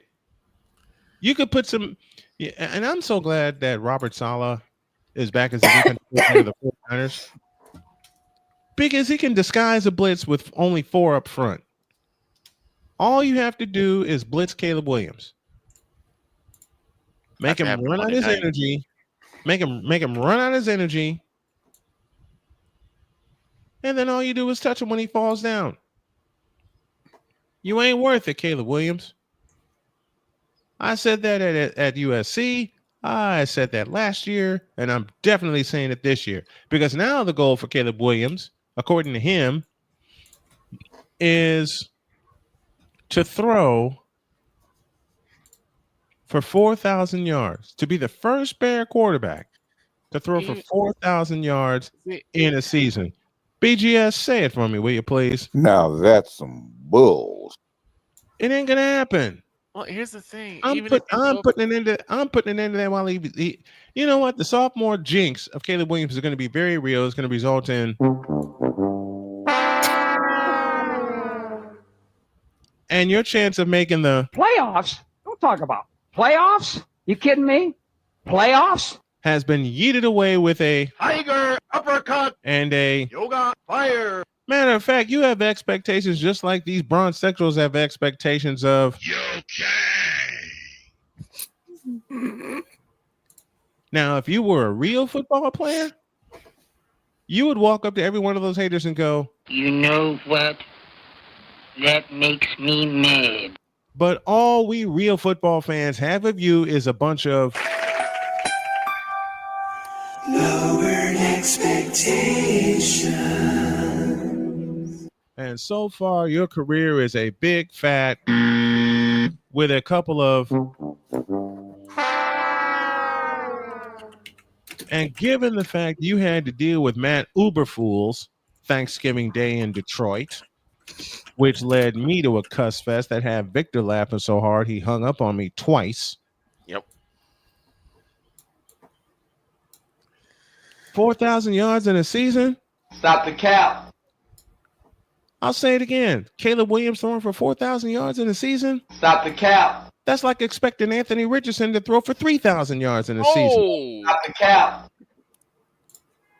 That's like asking Anthony Richardson, who I hate with every fiber of my being, especially given the fact that he's a Colts quarterback, and my wife is a Colts fan. That's like asking Anthony Richardson to stay healthy for 16 games, throw for 3,000 yards in a season, and have more interceptions and have more touchdowns than interceptions. Give me this button. Now that's bulls. Same thing for Aaron Rodgers. Well, I'll get to Aaron Rodgers later, because I got a super tank in store for Aaron Rodgers. I just look at those expectations and go, huh? Actually, I was thinking more like along the lines of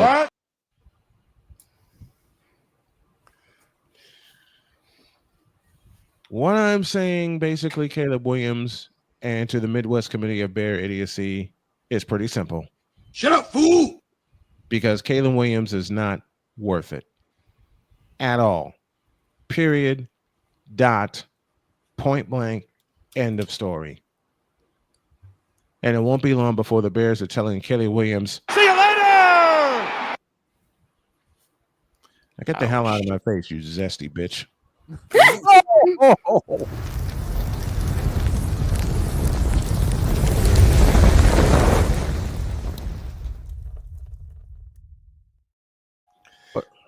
Now, will he be given a chance? Dang it, boy! I told you I was retired. Go get your propane at Megalomart. Now, is he gonna be given a chance to prove people wrong? We don't know. Daniel Jones should start for the Colts right now. That's got to be a crazy thing. When my wife says to me before I can complete a question, Anthony Richardson doesn't know what the hell he's doing. Who would have thought someone would say, "We need to start Daniel Jones now"?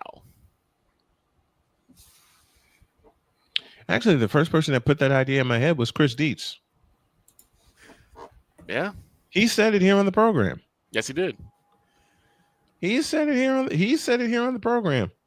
Like, that they need to trade for that they need to trade for Daniel Jones. And he did say that. He did say that because we asked him where would Daniel was going to go, and he said And the first team he said it was Indianapolis. Mm-hmm. That's true. First team he said was Indianapolis.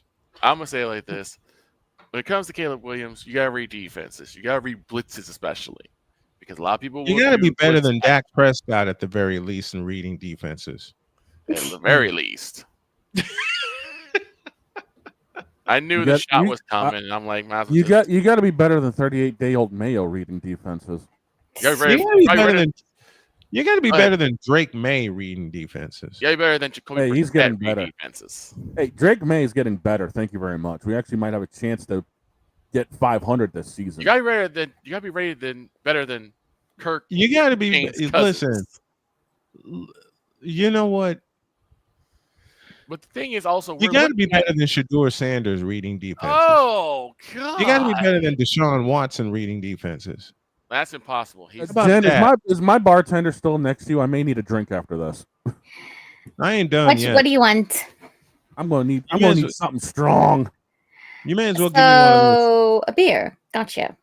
It might be stronger than that after this one. Shedeur Sanders getting roasted. Damn. Here's the thing. Also, You need to be better. You need You need to be better than 41-year-old old ass 200 rolls of quarters up his ass Aaron Rodgers.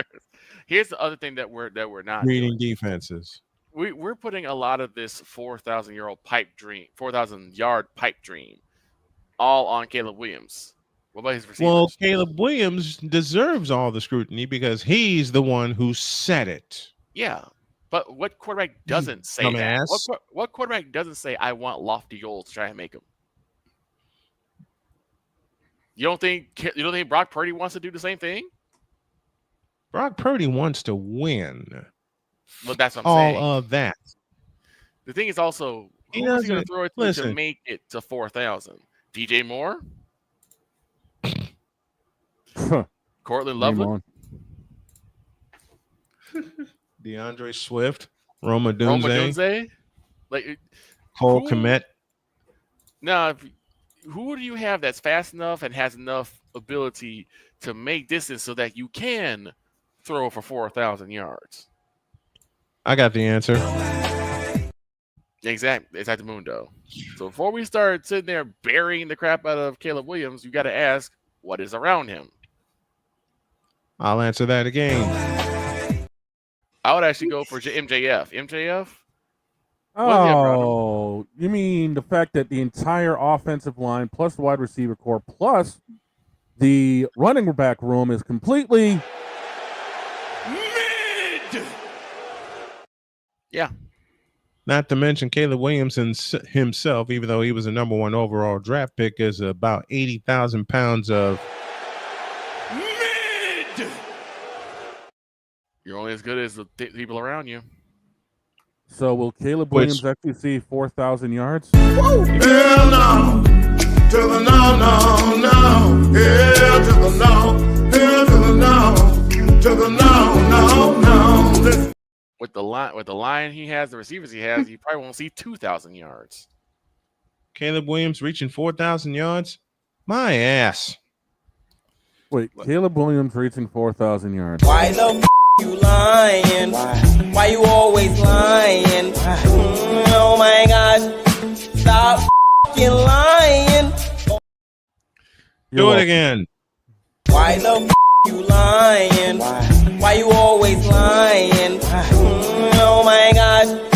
Stop lying. Do it again. Why the you lying? Why you always lying? Oh my gosh. Stop lying. Thank you. I needed those. Caleb Williams throwing for 3,000. Caleb Williams throwing for 3,000 yards? Actually, I was thinking more like this. English. Do you speak it? Like I said, with the stuff that's around him, he probably won't see 2,000 yards. Caleb Williams throwing for 2,000 yards? Why the you lying? Why you always lying? Oh my gosh. Stop lying. Always lying to me. You lying so much. You making it hard for me. Yeah. Ain't no way I'll be able to do that. Not with Caleb Williams having a successful season in Chicago in its current state. Stop it. Get some help. Please. Absolutely. Ain't no way. I'm saying it. I don't care who thinks other. The Midwest. I nearly said Moronic Republic. I'm sorry. To the Midwest Committee of Bear Idiocy. Y'all making the playoffs? Bitch, please. Actually, I was thinking more. I was thinking more like this. I don't remember asking you a thing. More like, you big dummy. Oh. Roll that. Roll that, please. Oh, okay. You big dummy. You big dummy. You big dummy. You big cold-blooded dummy. You big dummy. See what you did? Oh, no, you big dummy. By the way, Chicago. You're screwed. Yeah, you're totally screwed. Especially if what happened against Miami's any indication. And to the entire Midwest Committee of Bear Idiocy. Shut up, bitch.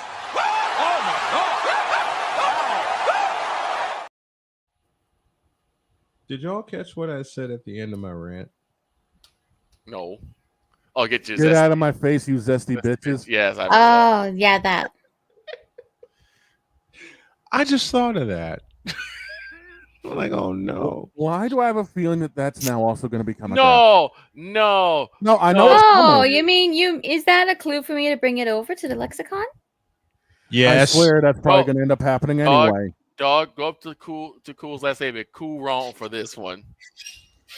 What did he put? Cool What did he wrong put for in? that. Hang on. Right there. Sasuke said, leave my friend KK alone. He FABOLOUS. I hate you for that voice, Victor. Take a break. More zaniness. I was about to say another Z word. More zaniness. Zesty zaniness. You wrong for putting it in my head. You wrong. Back in a minute. This is Snowman in the Morning. Join the transporter to Hades. Your butt and gut becomes one. Join the reformer of hooker whores. This is my daughter, Placenta Booty Johnson. Join the bronze car. Whenever you are in distress, take off your baseball cap and throw it in the air. Join your very own superhero of broadcasting, Chris Bass. So whatever color crayon they get, they palm it and do 2 circles, and that translates to, I can be the black people. As he takes you through the week's paces in Baseline. Live every Saturday at 8 a.m. Eastern, 7 a.m. Central, Pacific Time Zone people, just stay asleep when this is on live and just catch the recording. Oh, I'm sorry. Exclusively on the Chris Bass YouTube channel.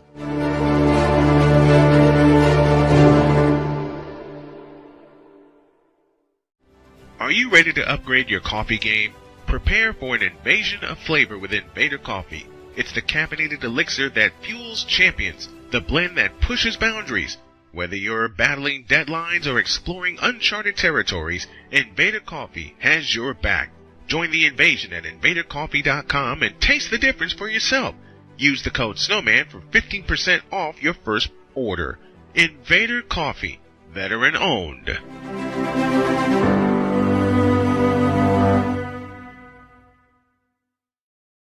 Sports bettors, listen up. Your favorite sportsbook, BetUS.com, is back and in our 30th year of action. With live in-game betting, incredible odds with daily odds boosters, props and parlays, fast payouts, and exceptional one-to-one customer service, we got it all. And when you sign up today and use the code SNOWMAN, you will get a 125% deposit match on your deposit. Log on to betus.com or call 800-792-3887. That's 800-79-BET-US.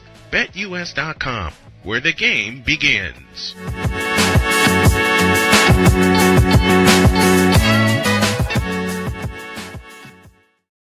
This planet has been great to me. It's given me gifts that I can't even explain. It's given me adventures and memories I'll never forget. And Battleborn, I think, has given me the opportunity to go beyond and give something back. How can I be a better custodian to this planet and the place I live? That's where I am with Battleborn. Let's make the planet a better place. 'Cause we take this job so serious. You fool! Delete! Delete! Delete! Delete! Delete! Delete! What in the all types of blue hell? This is Snowman in the Morning.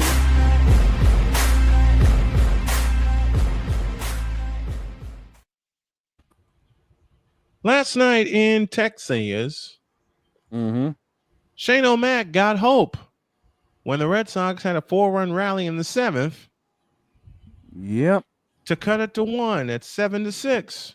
And then the big bad bruiser that Atlanta traded over shut everything down. 7-6 for the most part. Game 1 of a three-game series. Oops. Garrett Crochet was nowhere close to anything last night. 7 runs unanswered. 7 runs in 4 innings. Ouch. He breezed through the first inning. Yep. Matter of fact, Alex Bregman put them on the board. 2 batters, 2-0 Red Sox, and I'm thinking, oh God, here we go again against these guys. And then Houston said, "Okay, Snowman, hold our beer," which I drank. What is it? Enough snuff. Let's see, Chas McCormick, Ramon Urias, and a Boston Nightmare by the name of Carlos Correa, which nearly had Shane coming through the monitor. Yeah, mind you, I got called in at the bottom of the 4th for this game.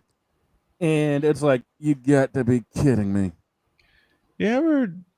I know the guys will understand this, and Jen, this will illustrate to you what we go through every Sunday. I cover two teams here in the household, the Colts and the 49ers. I get through the Colts game with no problem. I get started on the 49ers game after about a 20-minute break, and I'm cruising all the way through.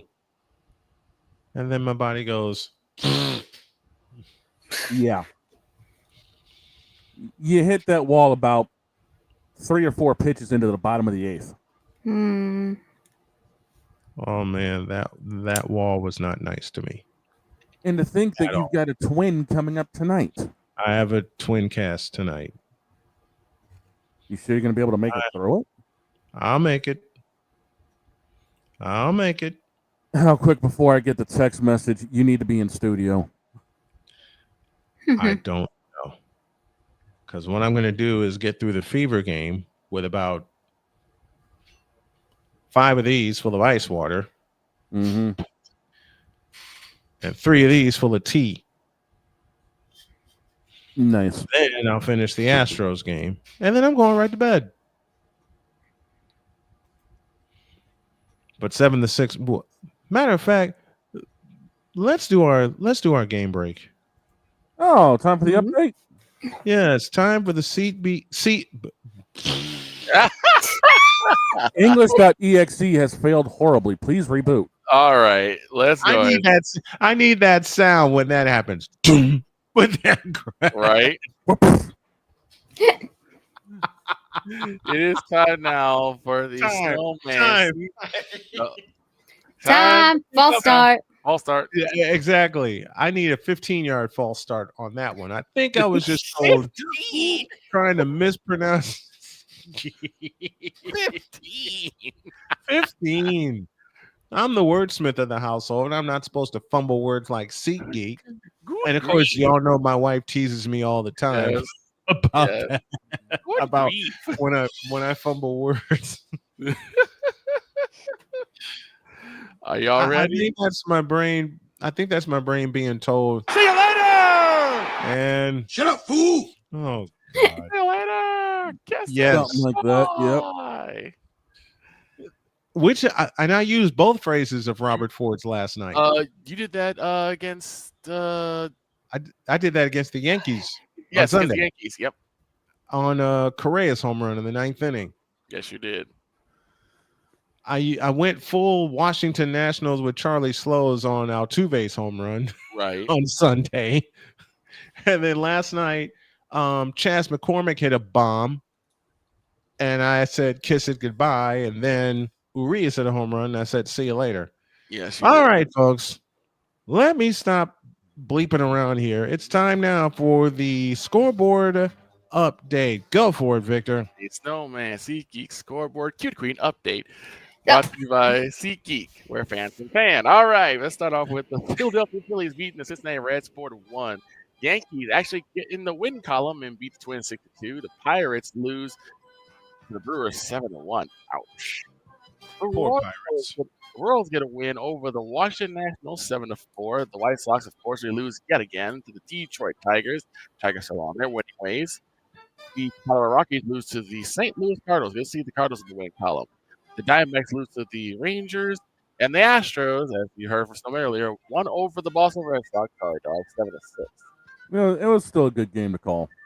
Angels over the Dodgers 7-4. Padres over the Giants 4-1. And Tampa Bay Rays beat the Oakland Athletics 7-4. I cannot say any other name than that.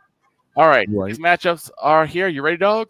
I got them in front of me. Let's get it on. We started at 5:35 p.m. with the Baltimore Orioles hosting the Seattle Mariners. It's Go the Mariners, 7-5 George please. Kirby versus the 8-8 Dean Creamer.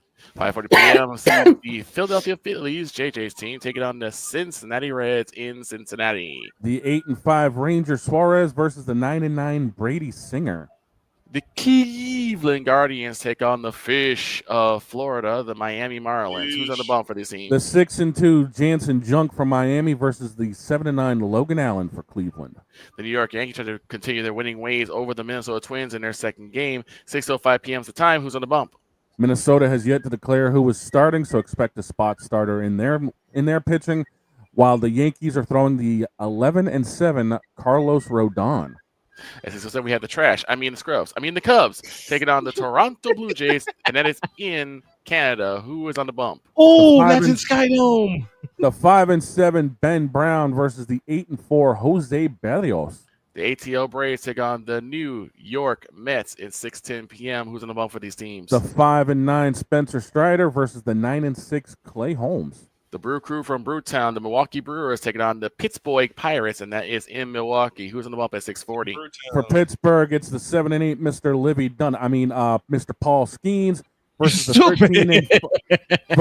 13-5 Freddie Peralta. You ain't shit for that.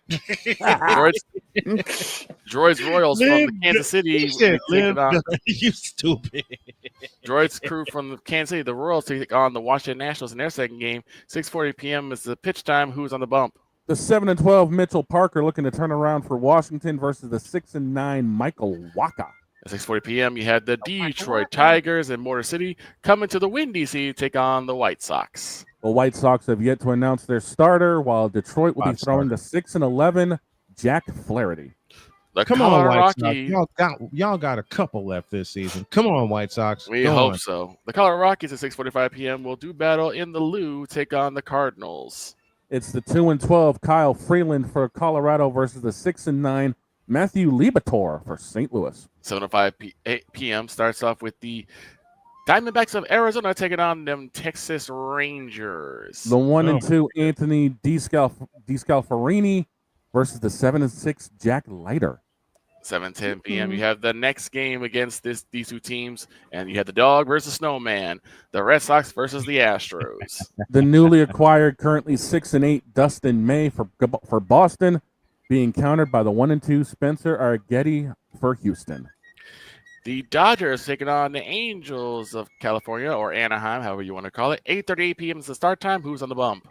In the battle of the 401 freeway, it's the 3-2 Emmett Sheehan versus the current 0-0 Victor Medeiros. He does have one start, 4.50 ERA, 4 strikeouts. 8:45 p.m. You have the San Diego Padres taking on the San Francisco 49ers. The San Francisco Giants. Who's the bump for these teams? The man of 1,000 windups, Nestor Cortez, currently sitting at 1-1 versus the 9-5 Robbie Ray. Last but not least, you have the TV not Lightning, the Tampa Bay Rays taking on the Oakland A's, the Athletics, at 9:05 p.m. And that is in Oakland.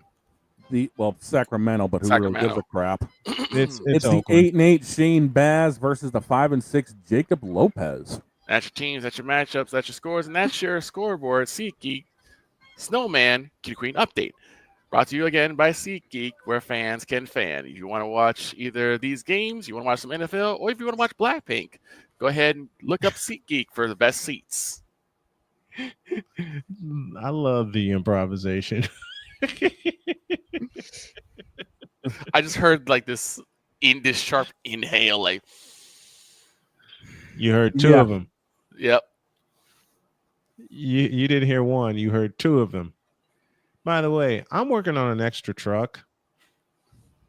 Is that why my parking spot got cleaned out again? Even though that has my sign on it? Uh-oh. It didn't have your sign on it. Yeah, it did. I put it back up there after you backed your truck into my Benz and it knocked Let me the guess. over. Let me guess.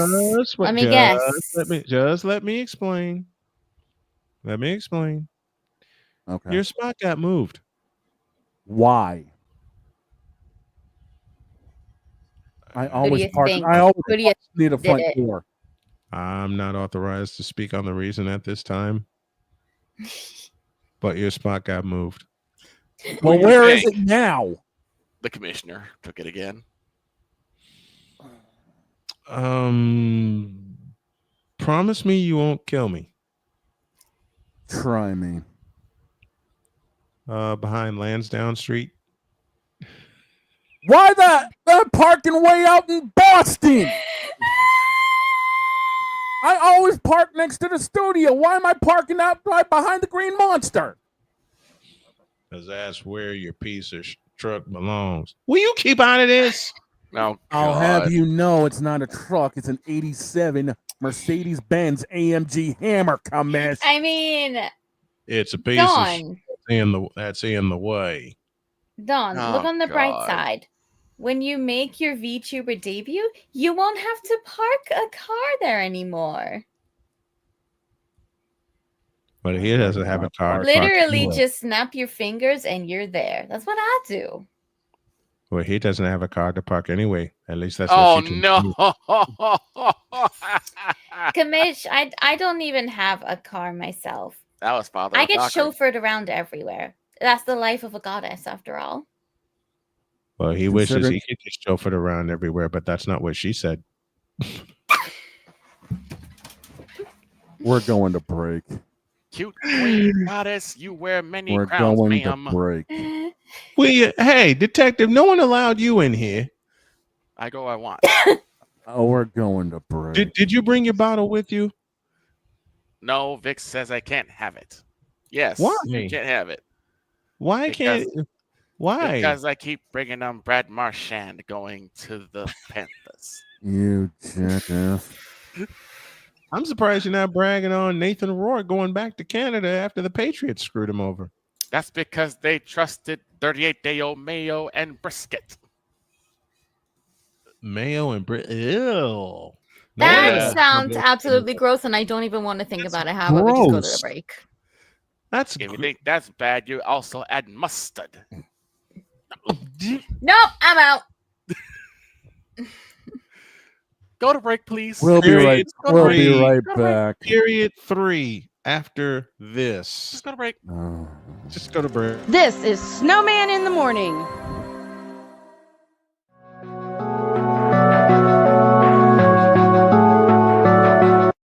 I want to do a TED Talk, but I don't have anything to talk about yet. I'm getting there. Life is for the living. We're not here that long. You can learn anything you want to learn without any money spent. What do I really enjoy? What do I really want out of life? I am your host, WIZE. Are you in a life holding pattern? Well, this is for you. Welcome to the Stuck in My Mind podcast.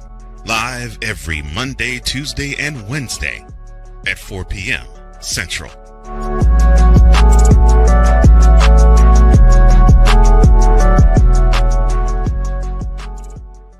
Join the transporter to Hades. Your butt and gut becomes one.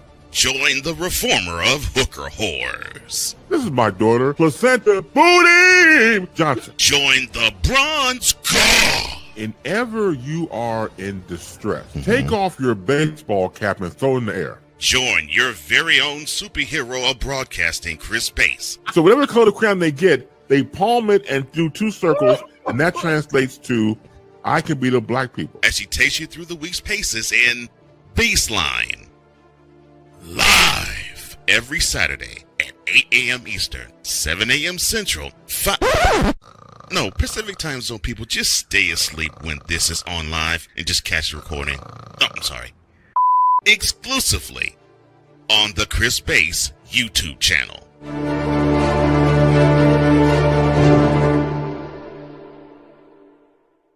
Hey, Eagles fan.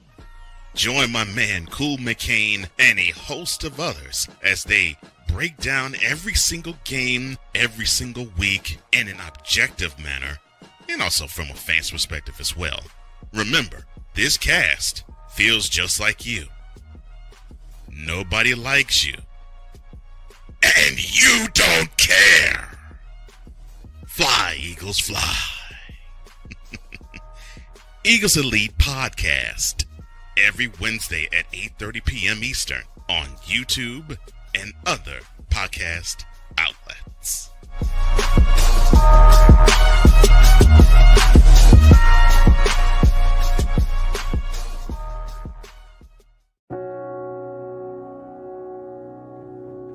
Do you remember our first group photo? This is it. Smiles all around, even though we were all nervous. Who could have imagined that our first weekend together would soon turn into a lifetime of memories? You're an amazing young man. Your brothers and sisters really look up to you. They're a big brother. It's so cool to watch the adult that you've become, and you really have done as much for us as you think we've done for you. You know, it took 20 years, and I got my third child, who was 17 at the time. There's so many rewards in life. You coming into our home was one of the greatest rewards we could have ever had. I ain't never felt so much love before in my life.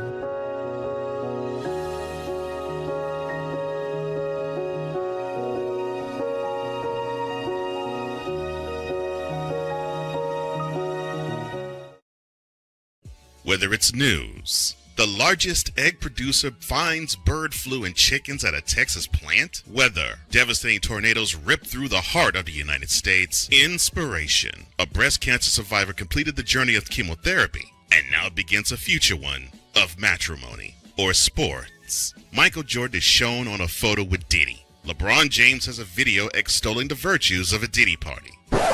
This has been yet another beating a dead horse presentation. We got you covered. BS3 Network, in association with Comey Media Incorporated, proudly present The Morning Shift with Cole Johnson. Live every weekday at 8 a.m. Eastern, 7 a.m. Central.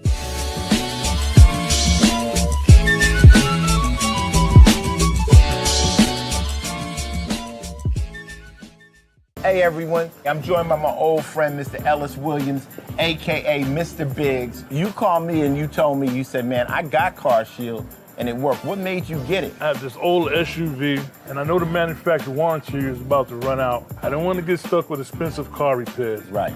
So I gave Car Shield a call. Coverage was very affordable and there was no long-term contract. A few months after that, transmission went on my car. I took it to my mechanic, they called Car Shield and saved my family and I $2,400. Car Shield is America's #1 auto protection company. Their administrators have paid out over $1 billion in claims and cover most vehicles from 5,000 to 150,000 miles. You'll receive 24/7 roadside assistance, courtesy towing, rental reimbursement at no additional charge. Give Car Shield a call today before it's too late. Remember, Car Shield cars go farther. Protect yourself now against expensive auto repair bills. Call 800-513-9263. SeatGeek is the ticketing app for fans like Boomstick Lady. No free throw is safe from the roar of her sticks. SeatGeek helps her find a seat in the direct eye line of the shooter so she can sit where her boomsticks make the biggest boom. Everybody okay? SeatGeek handles the tickets to sports, concerts, and more, so fans can fan. Mister? How do you operate this Twitter thing or this Instagram thing or whatever the heck? You're supposed to know all this stuff.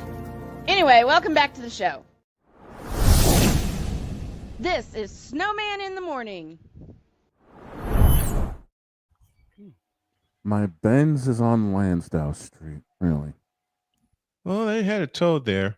I haven't done this in a while because I couldn't find find what I need, but I did, and I can say we owe y'all an ID. This is Snowman in the Morning.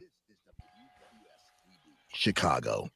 This is WJKS, Indianapolis, Chicago, and the world. This is WSMM-DB, Indianapolis, Louisville, Cincinnati. It's the Worldwide Sports Radio Network. Feels good to do that. Folks, there you go. Still recovering from cancer, still trying to get my health and my family in shape. So could you do us a favor and give us a little spot on our road, return from recovery?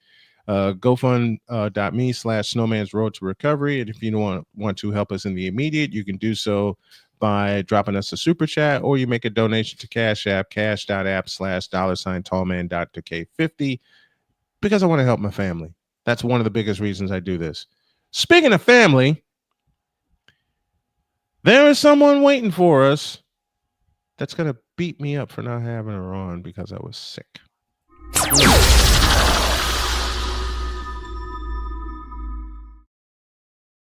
The magical winds of the Windy City brings us the lovely Alison Morran. Mic drop, Morran. How are you, ma'am? I am doing well. How about you guys? Doing well here. You feeling better there, Snowman, brother? I'm trying. Because, and you know this, and everybody knows this, when you get sick, your body just runs straight into a 10-foot wall that doesn't give at all. Monster. Because I woke up one morning and I'm getting ready to come in here, and my body just did not want to cooperate. My wife woke up and she says, "You're getting ready to go on air?" I said, "Yeah," and it was close to start time. Somehow I made it in here. I made it through the show, and I immediately went back and passed out. Wow! And that's when I knew I was in trouble. When this doesn't get filled at least 3 times, and I'm not the one filling it, I am in trouble. Lord God, you got to take care of yourself, brother. You just got to keep up. I am better now, because after the game I did last night, I did something I normally never do. I turned this computer off and I went to bed. Man. I get lectured about that. You know, because we have such bad. I'm sorry, didn't mean to interrupt. But yeah, we get my boyfriend Greg and I both have terrible sleep habits. He was a DJ for a long time, and never got done until 2-3 in the morning. And with the covering sports, you're never home until midnight or better, and then you got adrenaline. So now this is great for a 25-year-old, but who could, and I did that when I was 25, go out, have fun. And next morning you're at work and you're fine, and not to be done by somebody who's been around for a little while. So my wife and I pulled what essentially turned out to be an all-nighter a couple weeks ago. She was working on her schoolwork and getting ready for her business to open. I was doing the same in here. I didn't even do a game that night. My wife said, "Don't do a stream. Just take care of all of your business paperwork, and we'll get it all filed away, and we'll get it all put together, because we're building Snow Enterprises." By the time she looked at her phone, and I pulled this headset off of me, she says, "What the hell are we doing up at 4:30 in the morning?" I said, "Honey, I'm ahead of you." And she says, "I have to go to the office tomorrow." "No, you don't. You can work. You can work from home." Went and climbed in bed, and before the words "good night" tumbled out of both our mouths, dead, just dead. Smart. All right. We had our first woman umpire this past weekend, and I'm excited as hell about that. Jen Paul did the deed. In Major League Baseball, 28 years after the NBA had their first woman referee, finally we reached Major League Baseball. It was last Saturday. she was the first base umpire in Saturday's game between the Atlanta Braves and the Miami Marlins. And so she had a quiet first inning, and it was so incredibly unusual for this to happen with Major League Baseball, because I remember this. I don't know about you, but back in the 1970s, there was a woman named Bernice Guerra. I know that name. Who broke the barriers of getting into umpire school. There is an actual school for umpires for Major League Baseball. She registered under the name of Bernie Guerra, and umpire school basically allowed her to compete, be able to compete with the others. She was signed to a contract. This was Bernice Guerra. This was back in 1969, right? And she received a contract from the National Association of Professional Baseball Leagues. It's now known as Minor League Baseball, to work in Class A short season in the New York Penn League. And however, just before she was slated to start her new career in Auburn, New York, Guerra received a telegram from then NABPL president Philip Petone informing her that her contract was, quote, disapproved and invalid. Oh, no. Seriously. This was 1969. Yes. This was before Title IX. This was before every other major league team had even thought of having women as umpires. And in fact, Al Barlick, a longtime National League umpire at that time, said that she, quote, belongs in the kitchen where all women belong, or most of them. Oof. Yeah. Wow. Almost said the naughty, didn't you? Time. Time. Hold on. Where is it? I got so many points here. Bernice. There we go. Now I'm looking to see if there are couches and chairs flying. That's a flag to me. Now the thing was that with Bernice Guerra, she actually sued through the New York State Human Rights Commission to be able to play, and so the suit. The Human Rights Commission ruled in her favor, but the NABPL then appealed the ruling, and the appellate court upheld Guerra's favorable ruling twice upon appeal. Finally, 3 years later, the NABPL gave in and awarded her a contract with the New York Penn League, and her first game was the opener of a doubleheader at Geneva, New York Rangers hosted the Auburn Phillies. And there was some controversy, which is why Jen Powell's debut was wonderful by comparison. So what happened was, in the fourth inning, she initially ruled an Auburn base runner safe on a play, and then she reversed her call. I remember that.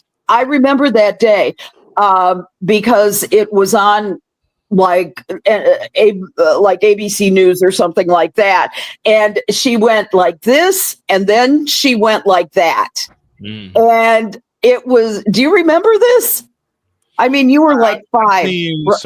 I've seen so many umpires reverse their call so many times. So I can imagine that and the upheaval that happened after that. It's a thing that happens. The first time I saw an umpire reverse their call was Eric Gregg. The Cubs were playing the Dodgers. It was the 21st inning. It was one apiece. 21st inning? Listen, they called it due to darkness because it was 1982, and Wrigley Field, of course, at that time didn't have lights. Wow.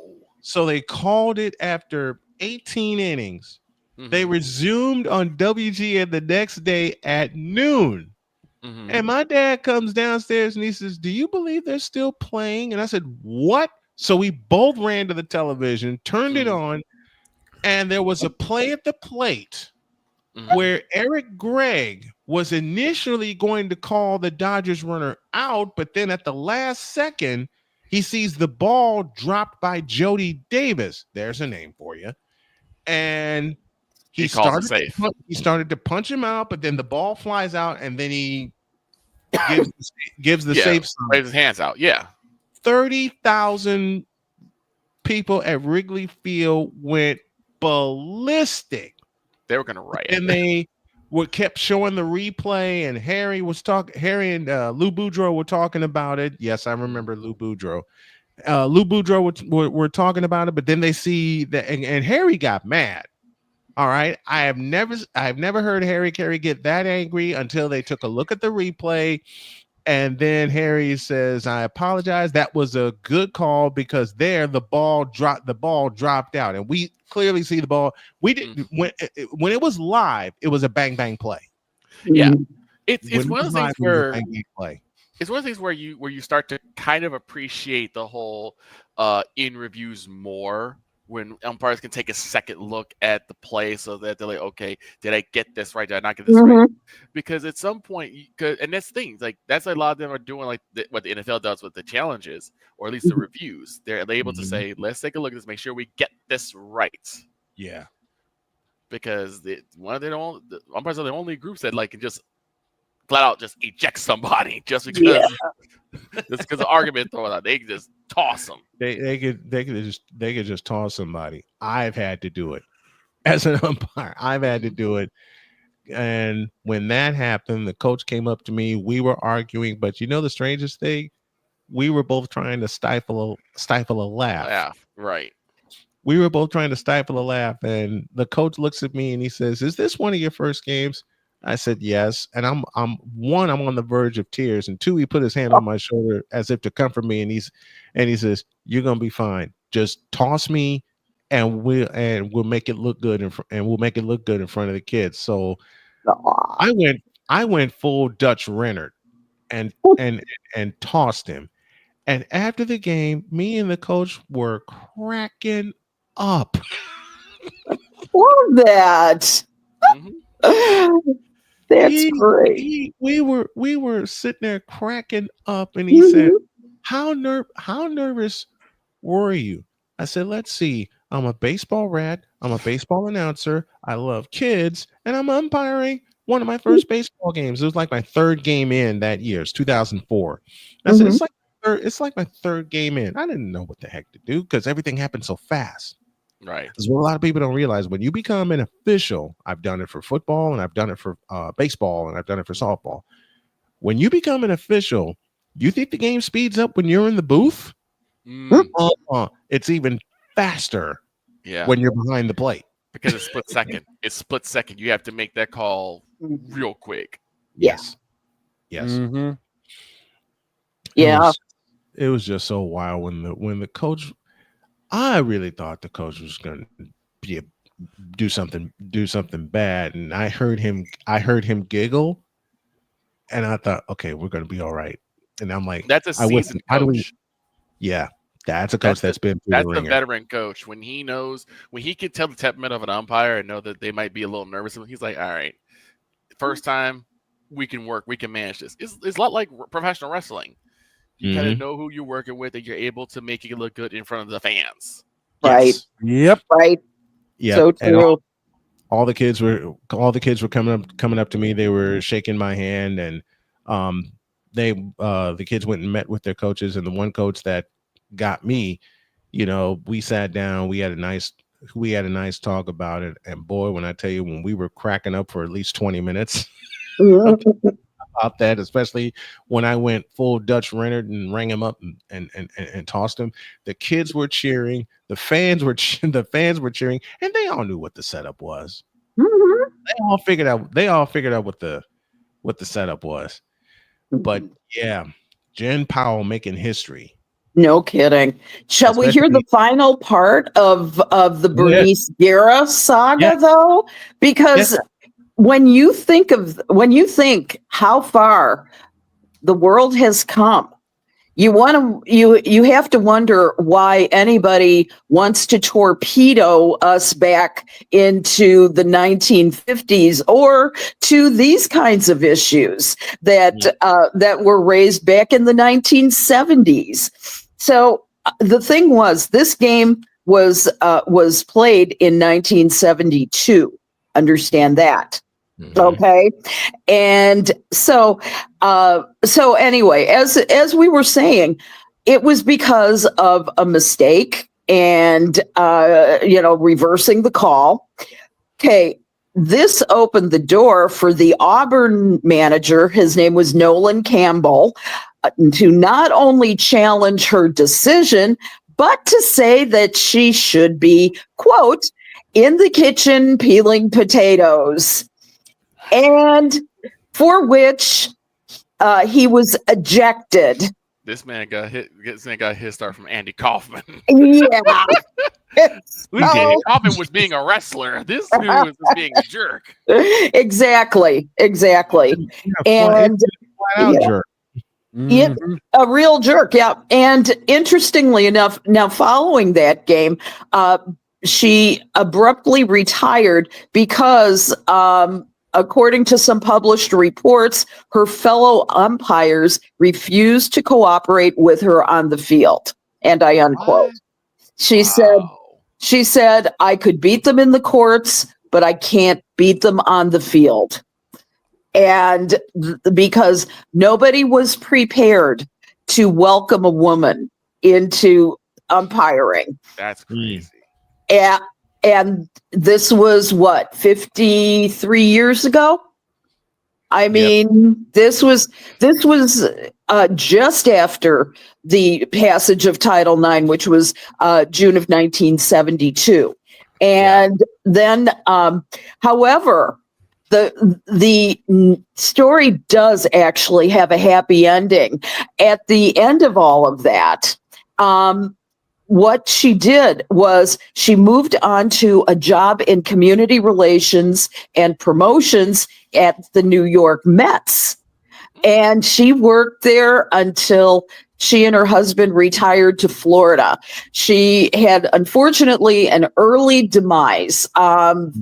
She was only 61. She died of kidney cancer. So, but in that moment, she blazed the trail for MLB. And imagine, it took 52 years, 53 years for another Major League Baseball umpire to get in, Yeah.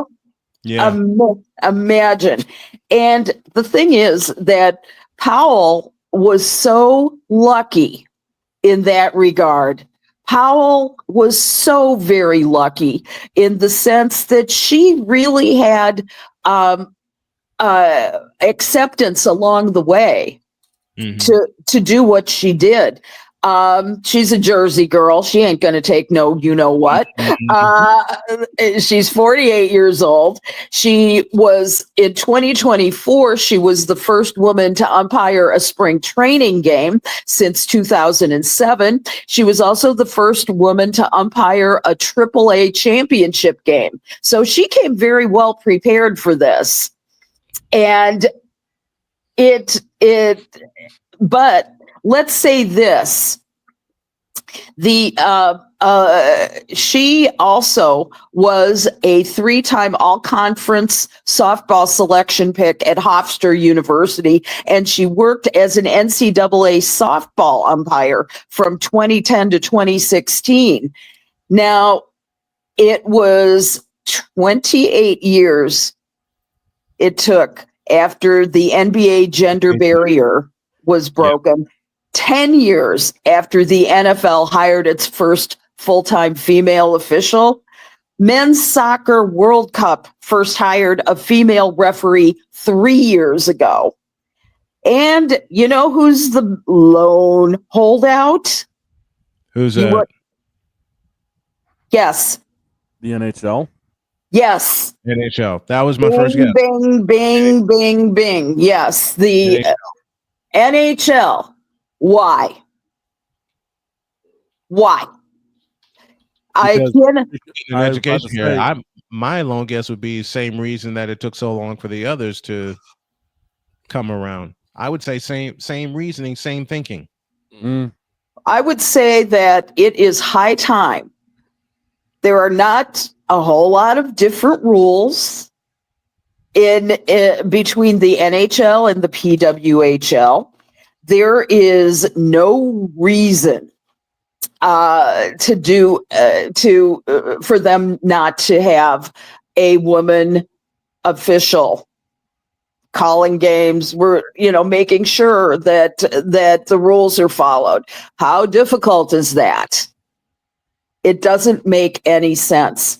Interestingly enough, Bernice Guerra had said, and I quote, "I don't want to hurt baseball. All I want is a job. My whole life is baseball." Well, I know a lot of hockey families out there, and I think they would be absolutely delighted to have a woman hockey official in there doing what they do. So we've lost Brian. Where would you like? He's been fighting a couple of tech issues. Oh, okay. So shall we move on? Shall we go talk about, let's say, the power rankings for the WNBA this week? Talk to me. What do you got? Whoa. Now, understand, it is exactly 1 month till the WNBA regular season ends. And that's 1 day short of 1 month from today. And that means a final sprint to the finish line begins now. Now, here's where the postseason races stand currently with a month to play. In the driver's seat, you've got a 6.5 game lead. It's the Minnesota Lynx. And not surprised. Not surprised at all. They've been killing it all season. They sure have. They have, they've got 12 games to play and an 11.5 game advantage on the number 9 seed. So they will most likely clinch their playoff berth this week. Oh, easily. Yeah. I would not be surprised.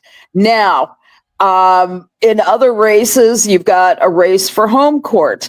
Then you've got 5 teams: the Liberty, the Dream, the Mercury, the Fever, and the Aces entered the week with at least 4 games over 500, and they're separated by just 2.5 games in the race for the 2 to 4 seeds that earn the home court advantage in the first round. So let's see. The Liberty's been skidding a little bit over the last week. The Dream is holding. Mercury doing okay, I'd say. The Fever have been skidding. The Aces are showing life for pretty much the first time since they traded Kelsey Plum away. Right. More or less. And so we'll see. What's your bet on who's going to get the number 4 seed? I really don't know because it has been You're looking at, like you said, the 2 to 4 is separated by literally right now a full blown game between New York, Atlanta, and Phoenix.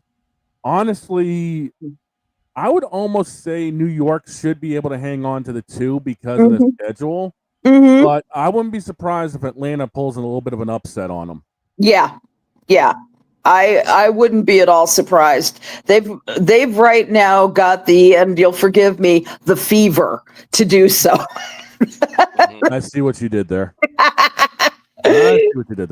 Yep. And so there's that. Now, there's another group that are just trying to get into the playoffs, and it's the ever surprising Golden State Valkyries, the Storm of Seattle, the LA Sparks, and the Mystics. They're all hovering around 500, and they're separated by just 1.5 games. They're battling to secure a top 8 finish. Okay. And believe it or not, the final teams, they're running out of time. You know, my Sky is one of them. Yep. They are a race to the number 1 draft pick for the 2026 season. And who knows who's going to be the coach at that point. That's right. Real good question. If the group decides that it's not enough, this group is going to be gone, just like Spoon was last year. Many of the fans are laying the blame for this season with the Sky on Jeff Paglioccia and Tyler Marsh just not being equipped to be a good manager and a good coach. He can't manage a game. That's the problem. They're still struggling with their third quarter. Even in their win from the over the Mystics last week, they said they nearly lost it. What Tyler Marsh said, and I think also Haley Van Lith said this. They get comfortable with the fact that they've usually had leads in the middle of at the half, but then they get comfortable in the third quarter and they get surprised. Why? I don't know. That the teams would make adjustments for them, and I don't understand that. The team would make an adjustment and go after them. Why wouldn't they? That's the nature of competition. Why would you get comfortable in that? Go after them and adjust your game so they're not, so that you can protect that lead. I don't understand. I don't get it either. It's crazy. Oh, no, you adjust your game now. So I don't get that. But believe it or not, the Sky, the Wings, and the Sun, which is our bottom scraper for the week, are at least 7.5 games back of the current 8th seed. Amazingly, none of these teams have been eliminated from playoff contention, but those are the first 3 teams in danger. I could see the Sun being eliminated over the next week if they continue on the way they are. Yeah, but the Sun don't look like they have it relatively easy. They've got Chicago on Wednesday, and then looking at the schedule further, it looks like their next game after that, they've got the Indiana Fever on Sunday. Okay. Well, what's going to happen is I think with the Sky, they certainly have a chance of winning, but there's no guarantee on that. So they are going to. So the Sun might have a chance at winning that game. I don't think there's a chance of them winning over the Fever. I think that would be completely unrealistic. Yeah, the only way that would happen is if the Fever had a complete collapse, and that's one thing they haven't done this season is really have one of those meteoric collapses during a game. Mm-hmm. What does Sky need to do to bounce back, if they can bounce back? Because it seems like they have no answers for basically anything.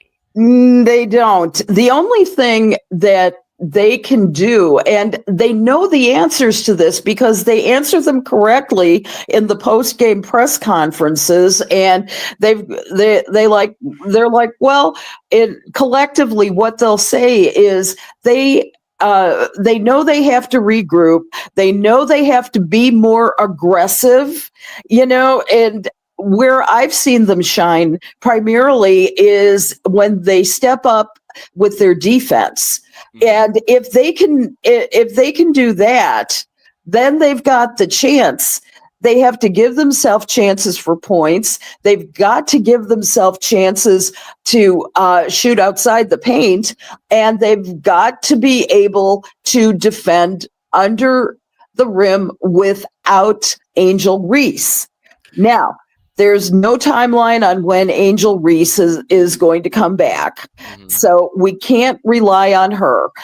She's been out for what 5 or 6 games now, Something like that, with a back injury. Yes, and you don't want to rush those things back for sure. And I was about to say, would they be smart just to leave her, and shut her down for the rest of the season? Because at this point, I would say yes, especially dealing with a back injury. It sounds like the Lovie Smith defense. It's like Lovie Smith says the best things when in post game, where it's like he has the right answers, but they just can't incorporate those right answers on the field or in this case on the court. Mm-hmm. Yeah, and they know what they have to do, but they're not executing. And that's the primary issue with the Sky, and it's and when you think of how the Chicago Bears have gone since the era of Lovie Smith, it's like how many times have we talked about that here in 12 years? So I would say that's a Coach Marsh issue, right? Yes. Yeah, it's a Coach Marsh issue. He certainly does. He has said that he has talked to them in private about their aggressiveness and their ability to close out games, and he's like, they know what to do. They've got to do it. It's kind of like at times he'll just throw his hands up. Right. And speaking of the Sky, this past Saturday, they faced a very wounded opponent in the Indiana Fever. Yeah. Because Fever lost 2 key rotational pieces in Ari McDonald with a broken foot and a torn ACL for Sidney Colson. They're both gone for the year. Caitlin Clarkson was not in the lineup. And yet, they still get blown to smithereens by 22 points. Exactly. Yeah. You had a wounded animal in their house. And they didn't take care of it. Allie, talk to me about this game. They didn't take care of business. They had a chance to knock Indiana down to the 7th seed had they won on Saturday night. There was a 2-game fall waiting for them, and yet they were thrown out in Indianapolis. Well, I tell you what, they were. It's like I've said, they do not take care of the ball. They simply don't. They're not aggressive on defense. That's where I saw the big lack on when they played the Fever. I was appalled at the lack of energy that they played with, the lack of aggressiveness, the inability to take care of the ball. Here's the problem. There is no leader on that floor right now. All of their Camila Cardoso is trying, but she doesn't come with natural leadership abilities in the same way that Angel has. When they lost Courtney Vandersloot, that was, to my mind, I think that even if it wasn't a conscious decision, I think it was something that the Sky felt internally. They no longer have a leader on the floor who can say, Okay, pass here, pass there, defend here. No one directing traffic. Yes. No one directing traffic. Yes. And it seems like they have the chemistry to do that, but they don't have the execution to do that. And to my mind, it's just a god awful mess the way they're trying to take care of the ball. They need to appoint a leader and say, okay, let's say Camilla, you get to pass to Rachel Banham, or you get to pass to Ariel Atkins who's back. You have to develop that. That's on the coach. That's on the okay. Angels down, for however, we don't have Courtney. Okay. You're next up, Camilla. You're next up. There's a good philosophy called next man up, and those next man up philosophies win ball games. So, and they're not using it. It seems like I said this at the top of the season after the first game when they played Indiana. No, Allie said it before. Allie said it before the season, and you've seen it in every Chicago game. Even in the wins, there are points of time with Chicago where they just simply play scared. Mm-hmm. Yeah, like they're waiting for the other shoe to drop. I mean, we saw it in a home game. I want to say against Minnesota, where they had an 8-point lead on Minnesota midway through the second quarter, and all of a sudden they just quit. Yeah. Yeah. Oh my God, that's if he's a Collier. Oh God. Right. And that's how they were playing. That's how they play. It's been away all season though, because yeah, there were several times. I mean, even against the Fever, where they would throw up a shot. Guess what they do? Go right on defense. Not even try to follow up. Maybe get a rebound. Maybe like put the shot back up. Just we missed it. Go back on defense. Like, you're not gonna win games that way. You have to show teams we're not scared to get bullied with. You're not scared to get dirty with you. Now, Angel has said that in the past. They want to. She had expressed before she went down how much she wanted to utilize her aggression this year. Yeah, and now, I mean, she like Caitlin Clark could coach from the sidelines, but she wasn't even at Indiana. She wasn't in the on the sidelines. I believe Caitlin was. It was like, if you can't be an athlete, be an athletic supporter.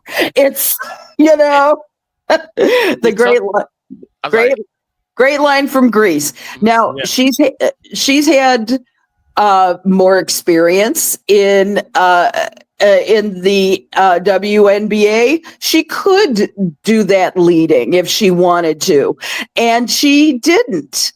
And I don't understand that. It's really baffling to me. But they are right now. The Chicago Sky is a rudderless, leaderless team that will likely reach the bottom of the standings if they don't put it together in the next week. Mm-hmm. There's your mic drop moment. It's something that Snowman and I even talked about how much of an impact it is just to have Caitlin there, even though she can't play.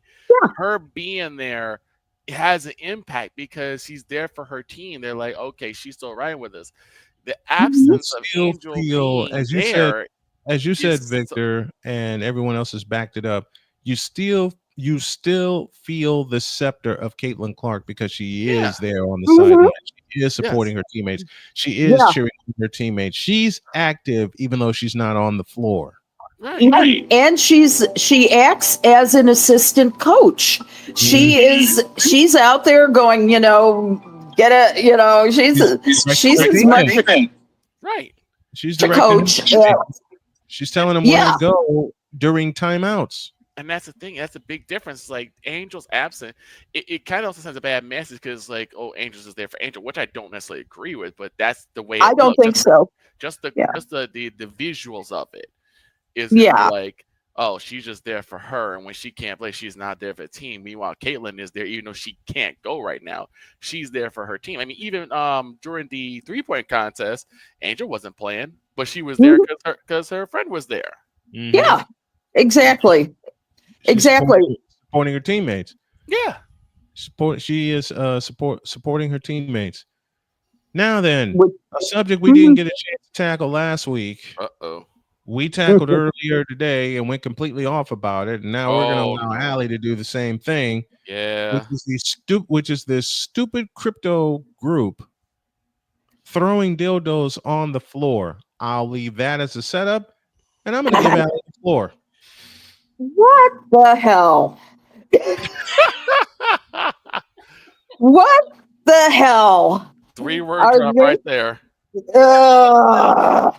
You know, the thing is that these things are dangerous. You know how big a dildo is? It's right? I wouldn't have known. I didn't know. There's However, a mic drop. Right. my baby told me about Talk about having awkward conversations over sports, ladies and gentlemen. Right? Okay. Dog, you seem to forget. I'll tell you. I'm married to a woman that is an educator. Okay? I'm married to a beautiful woman that teaches sex education and does it naturally. Okay? And mine just happens to be a connoisseur. There you go. Here's the deal, though. Those things are dangerous. To throw them, I mean, one almost hit a couple of players, and one has hit a player too. Yeah, and it's very, very, very disrespectful to be doing this. And to what purpose? To what purpose? This is it's like, what are you saying? That and I think of a line from a movie called Chasing Amy. It's basically, I'll try and clean this up a little bit for the kiddies in the crowd, but basically, is it saying that that every woman just needs to have a deep penetration, shall we say, to be to become a heterosexual? Is that the deal? I'm sorry. The mere fact what you said for the kiddies, not to mention, Allie, there's already been one person who was arrested because he tried to throw one and it hit a 9-year-old girl in the face. Yeah. He should have been, and he should also be made to pay for that poor little 9-year-old girl who hopefully didn't know what hit her, but you know, and he needs to make a public apology to the team, first of all, to the family of the girls, the girl that he hit, and he needs to pay restitution. And the chances are he's probably going to end up being put on a registry because that is assault of a minor with a object like that. He might have to go on a registry for a while. That's right. And I'm all for that. Now, what the WNBA has done, and it happened at a Valkyries game, is they're no longer allowing anything but clear tote bags and things like that, so they can actually see what people what people are seeing. no bags or clear bags is what they're doing. But there needs to be, the WNBA needs to have some very solid rules. And I know they have rules about throwing things on the court, but maybe they need to enforce them even harder than they have. And they need, actually, Izzy Harrison of the New York Liberty posted to her X account. She said, arena security, hello, please do better. It's not funny, never was funny. Throwing anything on the court is so dangerous. Well, here's the other thing, too. What if they're not using bags to transfer these things in? Well, if they just have a coat and, they hide it within their coats. They need to pat them down again. That's what I mean. It's that never needed to go. That never needed to go away. Patting the patrons down and making sure they don't have any kind of dangerous objects that they can throw on the floor at any time. Understandably, it's going to be difficult, but it needs to be done, especially with the way Golden State is selling out the joint, the way Indiana is selling out the joint, New York, and the attendance is growing. I mean, you have. You got the Barclays Center seating 17,000. Same with Indiana, 18,000 for Golden State. Now, if you want a gold standard for attendance, those are your three places right there. But security does have to come into play to make sure that these ladies can play the game safely, not be afraid of things being thrown at them. And dear God in heaven, what do you think would happen if it one actually hit Sophie Cunningham in Los Angeles? I will say this. I'll say this. Though, she definitely no-sold it. She laughed it off and just kept playing. She laughed and nearly brought them a miracle comeback win after being down 22 in the fourth quarter. Exactly. I woke my wife up with that call, especially when they got it down to 4. My wife comes flying in here, and she said, "Did they come all the way back?" I said, "No, they're within 4, but then." They go back up 9, and she says, "Okay, you can come to bed now." Oh, God. At 9, I would have stayed up. I would have stayed up. I finished the game. I think everybody, though, in listening distance, absolutely needs to look at themselves, and I think. They need to say, stop, don't do it. Yes. And they need to say, okay, this cryptocurrency group. I mean, is it, to my mind, it's a bunch of incels who somehow think, it's okay to do something like that. It's not. And they're trying to pick an easy target in the WNBA because it's like everyone dunks on the WNBA. Yeah, and it's wrong. It is simply wrong. Which is the NHL team that throws crabs or something like that on the Detroit Red Wings, and they throw octopus. Oh, octopus. Yeah, that's right. And it's, that's a different story because it's not done when the team is on the ice, if I'm recalling correctly. And it's, and that might be funny, but this is not. Dildos are heavy. Dildos will hurt somebody. Dildos have hurt somebody already. And it's just not. It's childish. It's childish. Very, very much so. Yes. So grow up, sack up, man up, and stop doing that. And maybe someday you'll have a date too. Okay.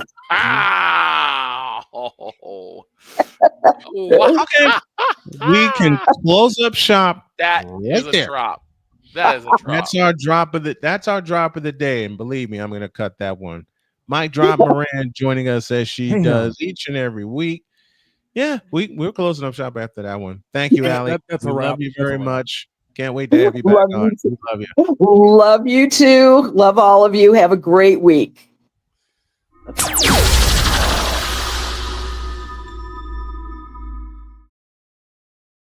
Ouch. We're out of here. God bless you. See you tomorrow.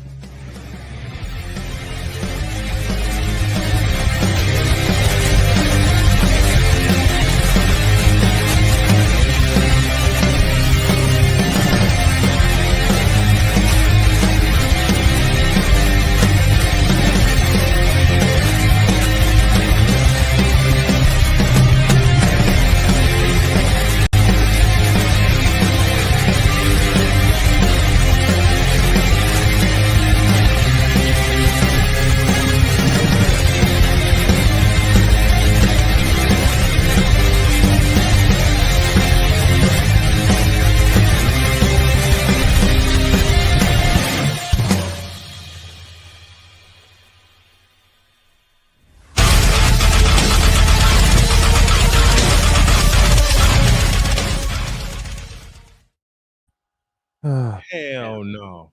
Don't forget, ladies and gentlemen, tonight, the Twincast. I had that the first time. You got the Twincast. You got the Wings and the Fever to be joined in progress with the Astros and the Red Sox. Game 2. Fight. Also, twitch.tv/NV_Yoso. Go give it a follow. Yeah. I made that graphic at the last minute. The times are incorrect. Wings and Fever will kick off the Twincast, and then we'll join the Astros and the Red Sox in progress. Will the Roman Empire strike again, or will Carlos Correa have something to say about it? Find out tonight. See ya. See ya. Call the cutie on Twitch.